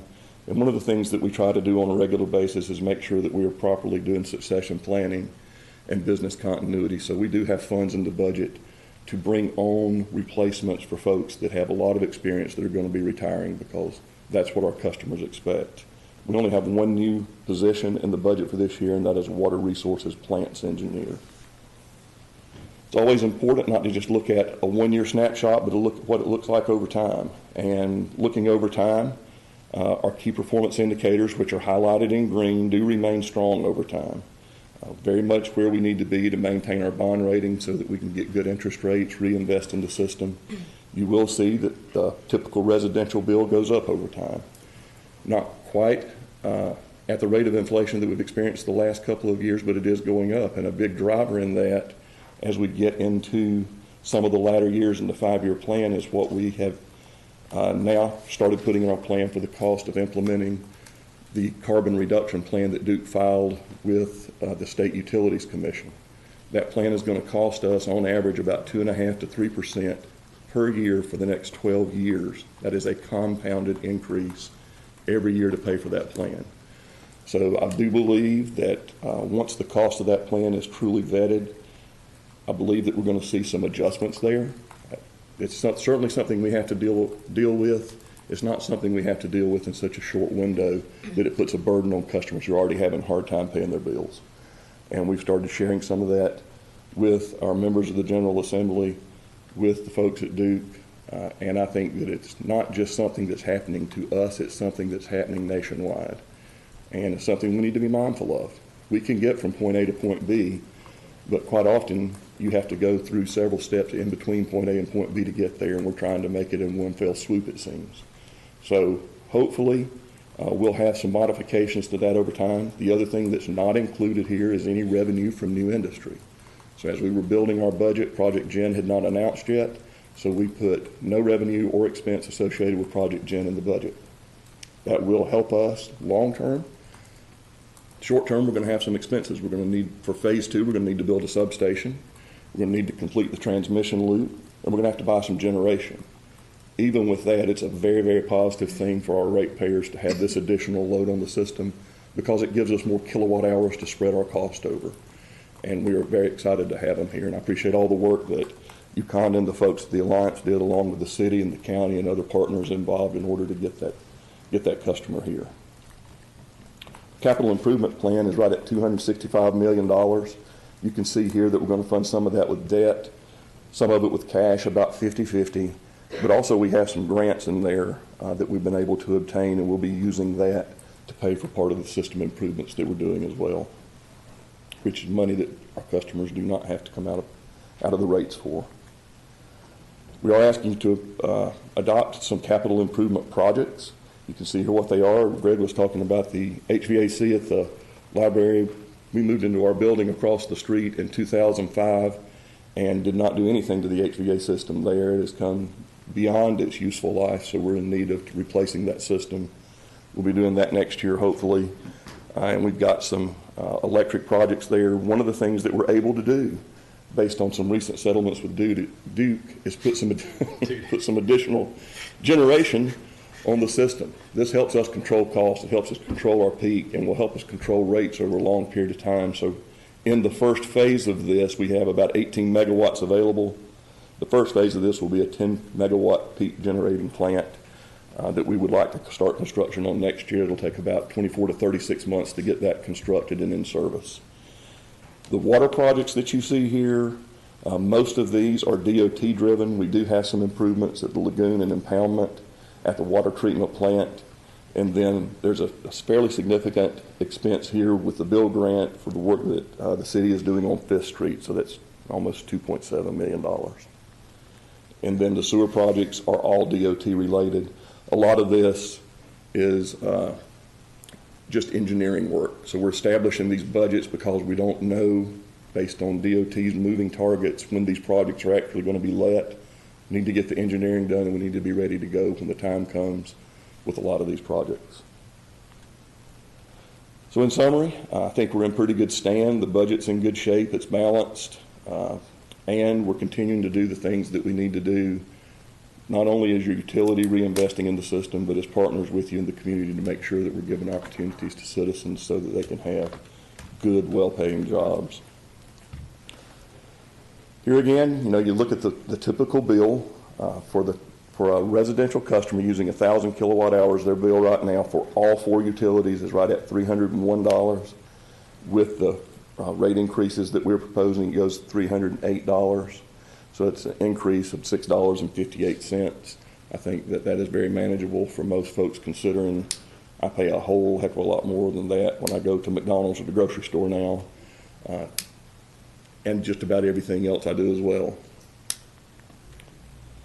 even with the rate increases, you'll look right here that we started doing this several years ago, comparing ourselves to the largest 15 cities in North Carolina, and we are still very, very competitive when it comes to residential, when it comes to big box grocery stores. We are really, really competitive here.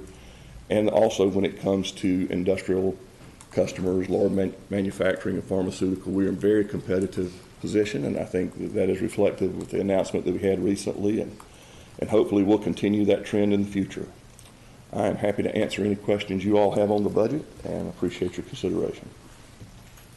Councilmember Blackburn.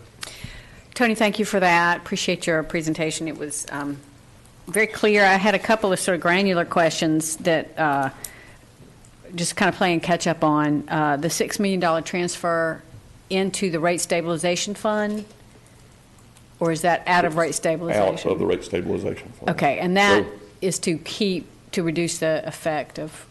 So each year, particularly in gas, we can have intraday fluctuations. We buy natural gas every single day, so those costs can go up and down. With electric, we have had a plan for the last 10 years to use that rate stabilization fund to get us to July of next year when we have the defeasance debt roll off. So you've seen an uptick in that, the use of that over the last couple of years, but you'll also recall this is year 4 of 5 for our rate study to get our rates exactly where they need to be when that defeasance debt rolls off. So we will moderate the use of the rate stabilization for electric after this year, okay? That's something that has been planned for a long time. And when you talk about defeasance, is that the old Electricity's debt to Sharon Harris? It is. Okay. We've been paying that off the last 10 years. It rolls off in July of 25. Well, hallelujah. Yes, indeed. We can all be happy about that.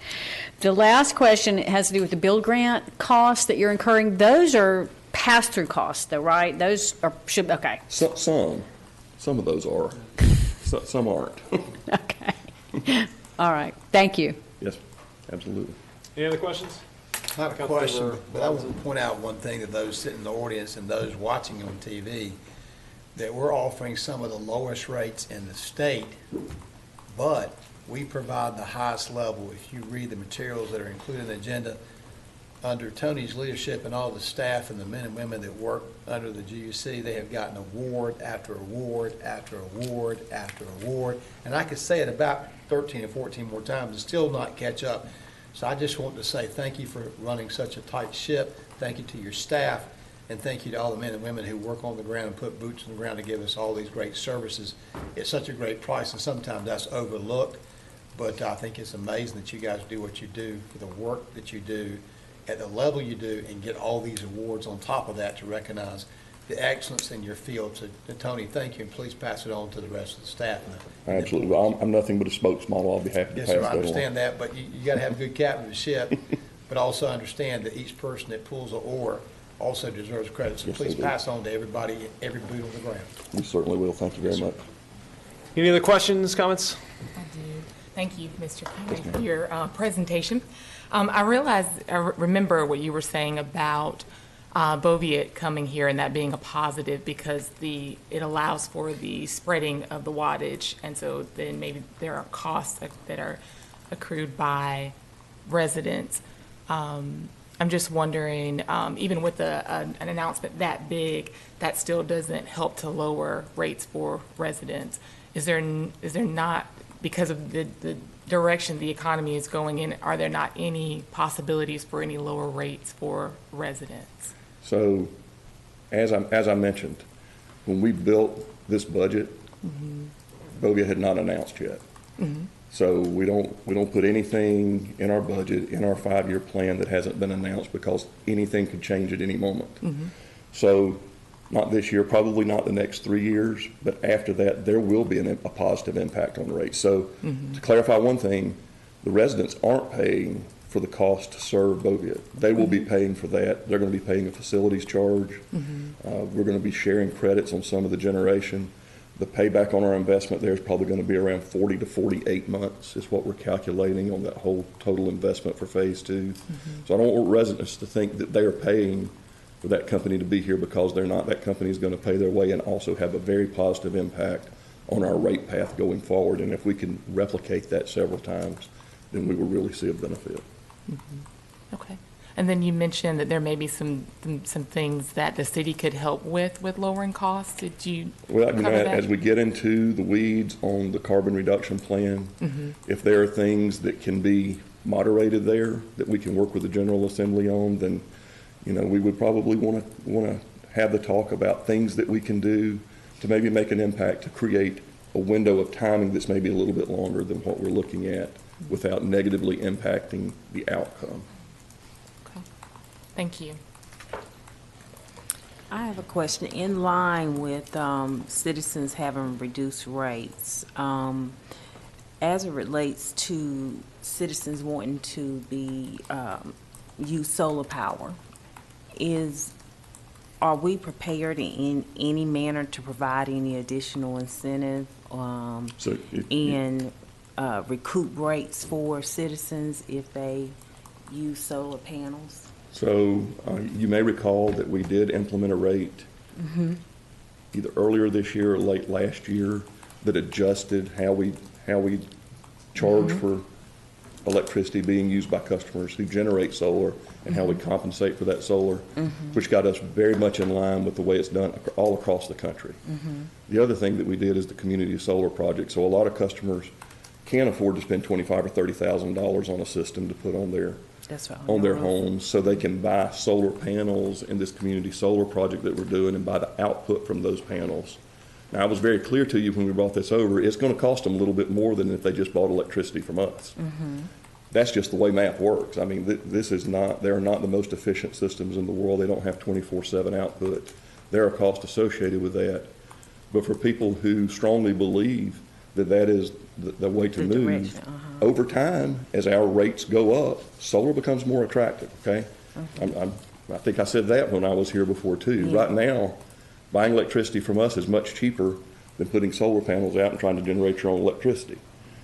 Over time, and I hope it's a long time, I hope it's way after I retire, when our rates get high enough for solar to become cost effective. But with that being said, I think if I remember correctly, what they would be reimbursed was wholesale. There's a little bit of gap between wholesale and retail, and so that's what I'm kind of asking, if there would be a reduction in that So they're gap. being reimbursed more than wholesale. So there are other components in that rate other than just wholesale power that they're reimbursed for. But it's still a higher cost because of the cost of capital. Okay. Any other questions? Thank you for all that you do. We appreciate it. Appreciate the high level of service that you guys offer to the citizens of Greenville. Thank you very much. Thank you. Thank you, Tony. The true winners for tonight, the next item on the agenda. They've sitting here for 3 hours. 3 hours. Why does this last?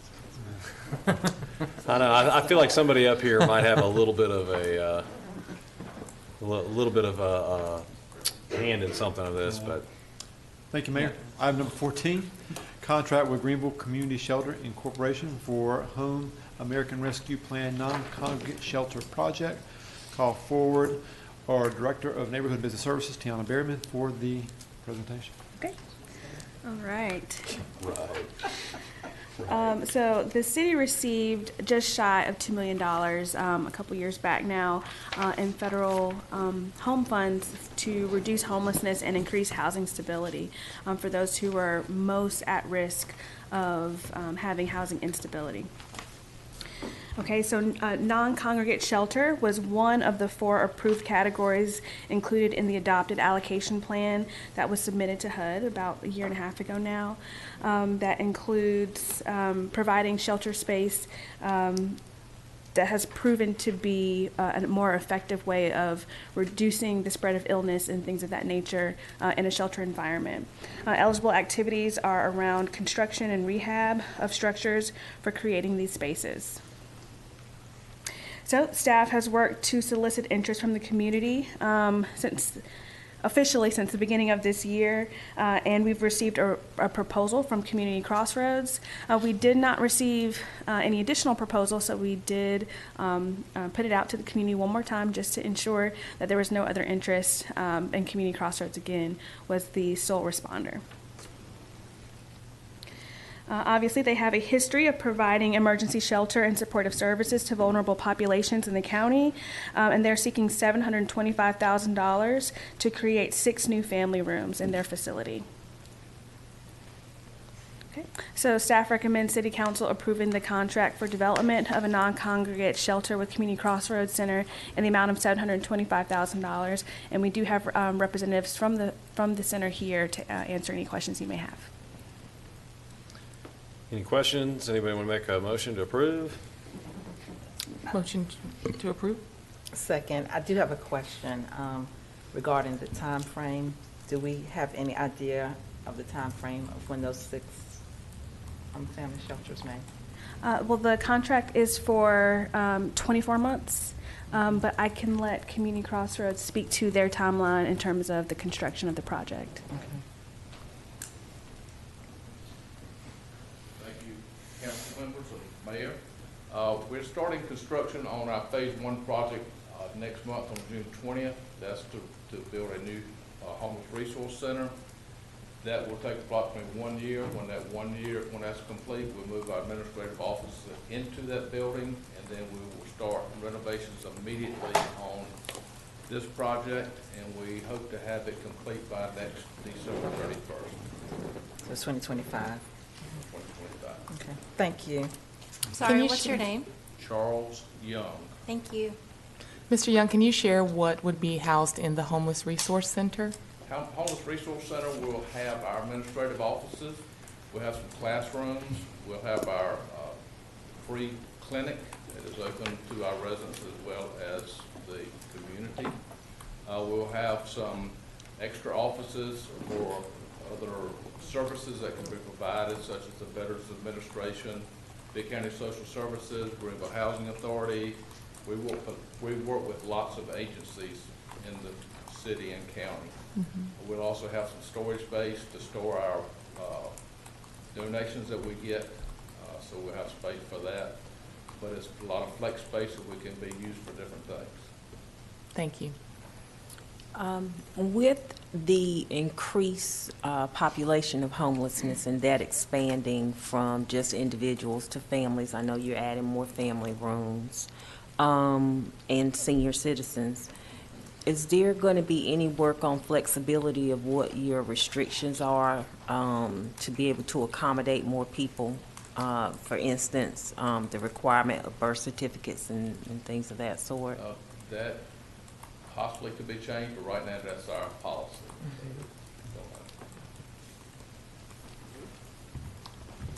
All right, any other questions, comments? Okay. I want to say thank you, Charles, and thank you to the other members of the board from Community Crossroads for the great work that you do. And I'll disclose I was a member of the board before joining City Council, served my 3-year term, and was always impressed by the great work that they do and the meaningful impact that they have in people's lives. So excited to get the 6 new family rooms, more than doubling the capacity to serve families. Really important for us to be able to keep families together when they're in a time of need, and that is by no means going to answer the problem, because it's still only going to be 10 rooms, but 10 families can find shelter there and find services there to have a jumping off point to find hope and help in our community. I think that's a really big deal, and I thank you for the vision of the board and for your hard work, Charles, and your staff. Y'all do incredible work. I'm really excited to see this project come to fruition because I know all the work that's gone into it. So thank you so much. All right, thank you, appreciate it.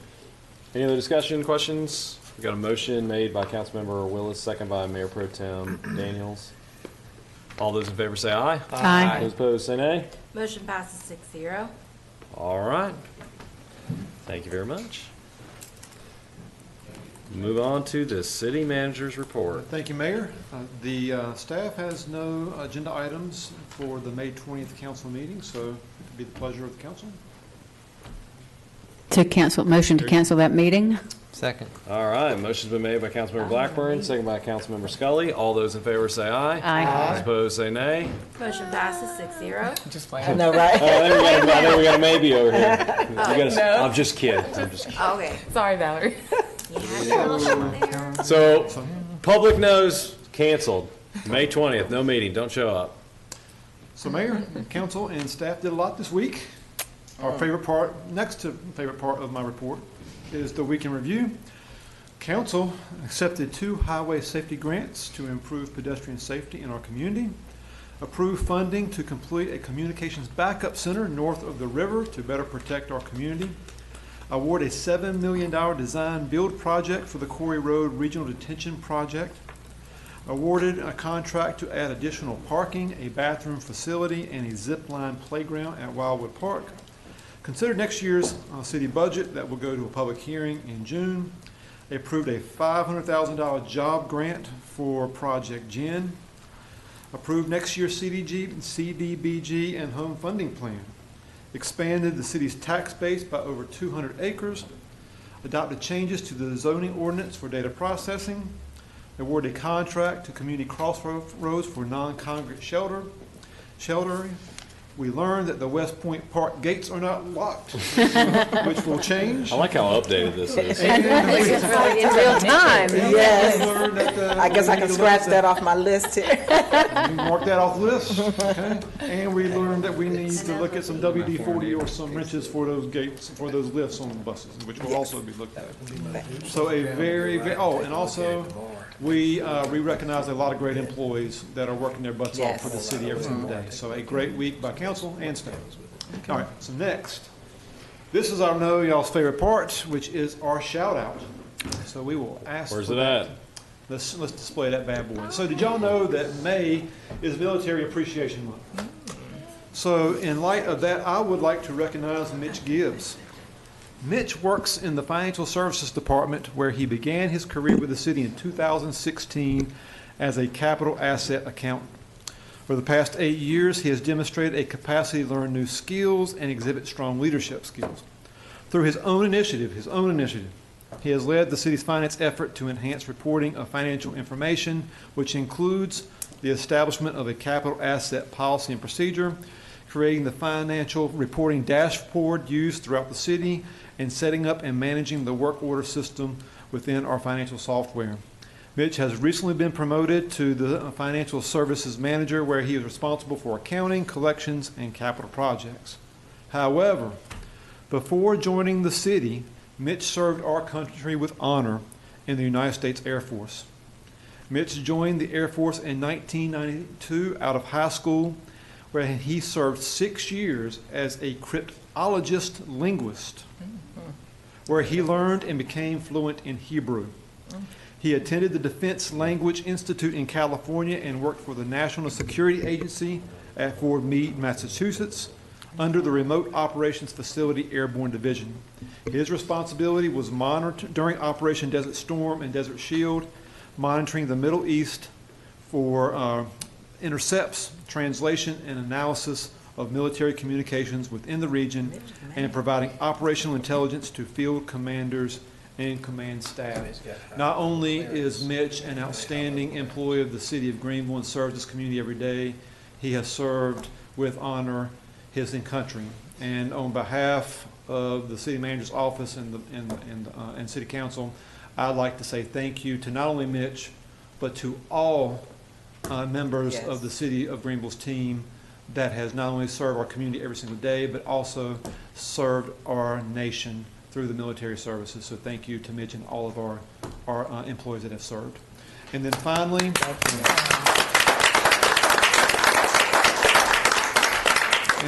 I'd like to wish my mom in heaven a happy Mother's Day. Miss her every single day. She was the greatest mom in the world, had died for me and my brothers. And my wife, I'd like to wish her a happy Mother's Day as well. I tell my kids all the time, they better be lucky they have my wife, because not a dime would be spent on their boat. So they have benefited from my wife. So, but ultimately, I'd like to say happy Mother's Day to all mothers, both my mom and my wife as well. How about your mother-in-law? Different story. Pam, are you listening? You are in so much trouble. Pam, turn your TV off. Why did you have to go there? And most importantly, my mother-in-law. You set me up. The only good thing about that comment is when the bolt comes through, it'll hit down way down there. Watch out, Emmanuel. Wow. That's all I got. All right. Yeah, that was probably enough. Hey, I think we might have a cot here. You need a place to sleep tonight. We got a closed session, too. Councilmember Robinson. Okay, great. Just this city that we keep growing greater can't move forward without every little cog in it moving at the right speed in the right direction. So I want to say to Jerry Everett again, thank you so much for all your years of service to the Greenville city.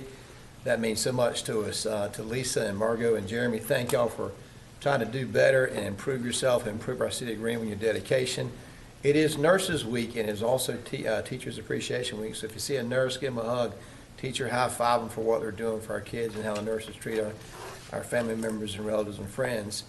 Want to shout out to Jimmy Donaldson, Mr. Beast. Happy birthday, my friend. You were 26 years old on May 7th. Thank you for your vision, your desire to think outside the box and making Greenville a destination city, because Mr. Beast is making that happen, and we appreciate all of what you do, your team, your mom, your cousin, everybody that's on that team that helps you do your thing. Keep doing it and help us grow Greenville greater. So thank you so much, Jimmy. Happy birthday again. It is Mother's Day weekend. I want to echo Michael Cowan. Happy Mother's Day to all the mothers. Happy Mother's Day to my beautiful, lovely, intelligent, wise wife who made such a great choice to marry me. I was about to say, don't echo too much. Honey, happy birthday to you. Look forward to seeing you this weekend. To all the moms out there in our city and the county and elsewhere that are watching, happy birthday. Listen to me, happy birthday. Happy Mother's Day. And to those who are celebrating their first Mother's Day without their mother, please, you've got my thoughts and prayers as you deal with that. I know it's a special thing to deal with and sometimes very difficult. I think that's it, Mr. Mayor. Thank you so much for letting me have the opportunity to speak. Thank you. Councilmember Scully? Yes, sir. Thank you. Great meeting once again. Great day. It's Michael and I's day to spend together. We started the day at the Downtown Greenville Partnership and had a great meeting there. It's been a great day serving our city. It was really exciting to hear from CVB, the library, and from GUC. I have the honor and pleasure of serving on the CVB board and the library board, so it's really exciting to hear from them, and just really have enjoyed getting to know more about both of those groups and all the great work they're doing. So thank you to those guys for their hard work and great presentations. And happy Mother's Day to my wife, Erin. And my mom, Margaret, get choked up. She's having a hard time, so pray for my mom, Margaret, and and my stepmom, Dee Dee, Debbie, and my grandmother, Mary Ann, who's still with us. Love all of them dearly, and my mother-in-law, Jennifer. Good job. Good job. I love them dearly. They're all wonderful women, and all the mothers in our lives, and those that are gone. We just thank God for them, and they make us who we are. They literally brought us into the world. So, happy Mother's Day. Very nice. Very nice. Councilmember Willis? Thank you, Mayor. Once again, we did have a great meeting tonight, and I'm so glad to hear again Manager Cowan about the things that we've done this week, having that recap and up to the minute. So, yes, appreciate that. Again, happy Mother's Day to all the mothers. It's nothing like a mom. It's nothing like your mom. Happy Mother's Day to my mom, who was, she showed me how to do it, continues to show me how to do it, the best that ever did it. And to the ENC Alliance and the Pitt County Development and the Chamber of Commerce for their great initiatives with Economic Development Week and just so many different things that happened this week. I learned so much and enjoyed being able to do little things, but I thought that they touched many different points, from the young to those in different positions in the city, to the business owners, to the young professionals, and it was great to see everyone's perspective on economic development. Thank you, Mayor. Thank you very much. Councilmember Blackburn. Yes, with council's permission, I've got a couple of comments, but I'd first like to go ahead and make that appointment to the Historic Preservation Commission, if everybody's okay with that. I'd like to go ahead and nominate Matthew Cox to the HPC. Give me a second. Oh. Second. Motion's been made by Councilmember Blackburn, second by Councilmember Scully. All those in favor say aye. Aye. Those opposed say nay. Motion passes 6-0. Congratulations, you said Mr. Cox? Yes, Matt Cox, and thank you, everybody. That commission, we want it to keep going. And then just a couple of thoughts. Always in my comments, seems like I want to say congratulations and a thank you to our police department. We had a second suspect arrested in a murder, in a homicide, and although this arrest occurred in Georgia, I know that our officers were involved, our department was involved, and just appreciate all that good work in solving crimes that happen in our community. And then another thing, just to add about the rezoning that took place earlier, I was so torn with that, and to Mr. Self, who came here to speak, I just wanted to say that's our job, is to deal with very difficult decisions, and it is difficult sometimes. So that's it for my comments. All right. Councilmember Foreman? You guys have all lifted up many of the things that I wanted to lift up. So to respect all of our time tonight and move to closed session, I'm not going to say a lot. I will elevate, however, my appreciation for Project Gen coming to our community and bringing 908 jobs, and ask all of our team members to commit with me to work on workforce development to ensure that a portion of those jobs get to the people that need them the most. Absolutely. So with that being said, that's all I have to say. That's what I love about you. Straight to the point. Straight to the point. Mayor Pro Tem, I guess you are council member, but actually Mayor Pro Tem Daniels. And I'm councilwoman for District 1 proudly. So if Yes. you would also add the police department to West Point for those after-hour visits to the park, it'd be appreciated. Thank you, sir. And also, I would like to say congratulations to my daughter, Shanita, who was pinned today. She is now an RN. She has worked very hard, and I'm very, very proud of her. Also, we are having a community baby shower with the Recreation and Parks Department, and we are also in need of products. Thank you to all who have donated. Baby food and formula are still in need. If possible, contact our Recs and Parks Department. That would be greatly appreciated. Councilman Scully, your prayer for mothers was everything that I could say and put into a box.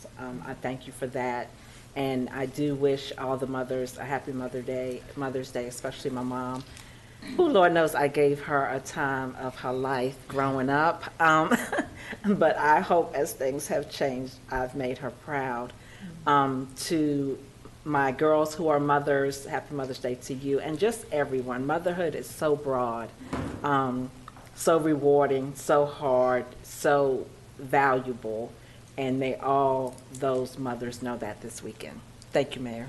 Thank you very much. I'll echo the same. Happy Mother's Day to all the mothers out there. Happy Mother's Day to my wife, to my mother, to my mother-in-law, who has actually said that I'm her favorite child.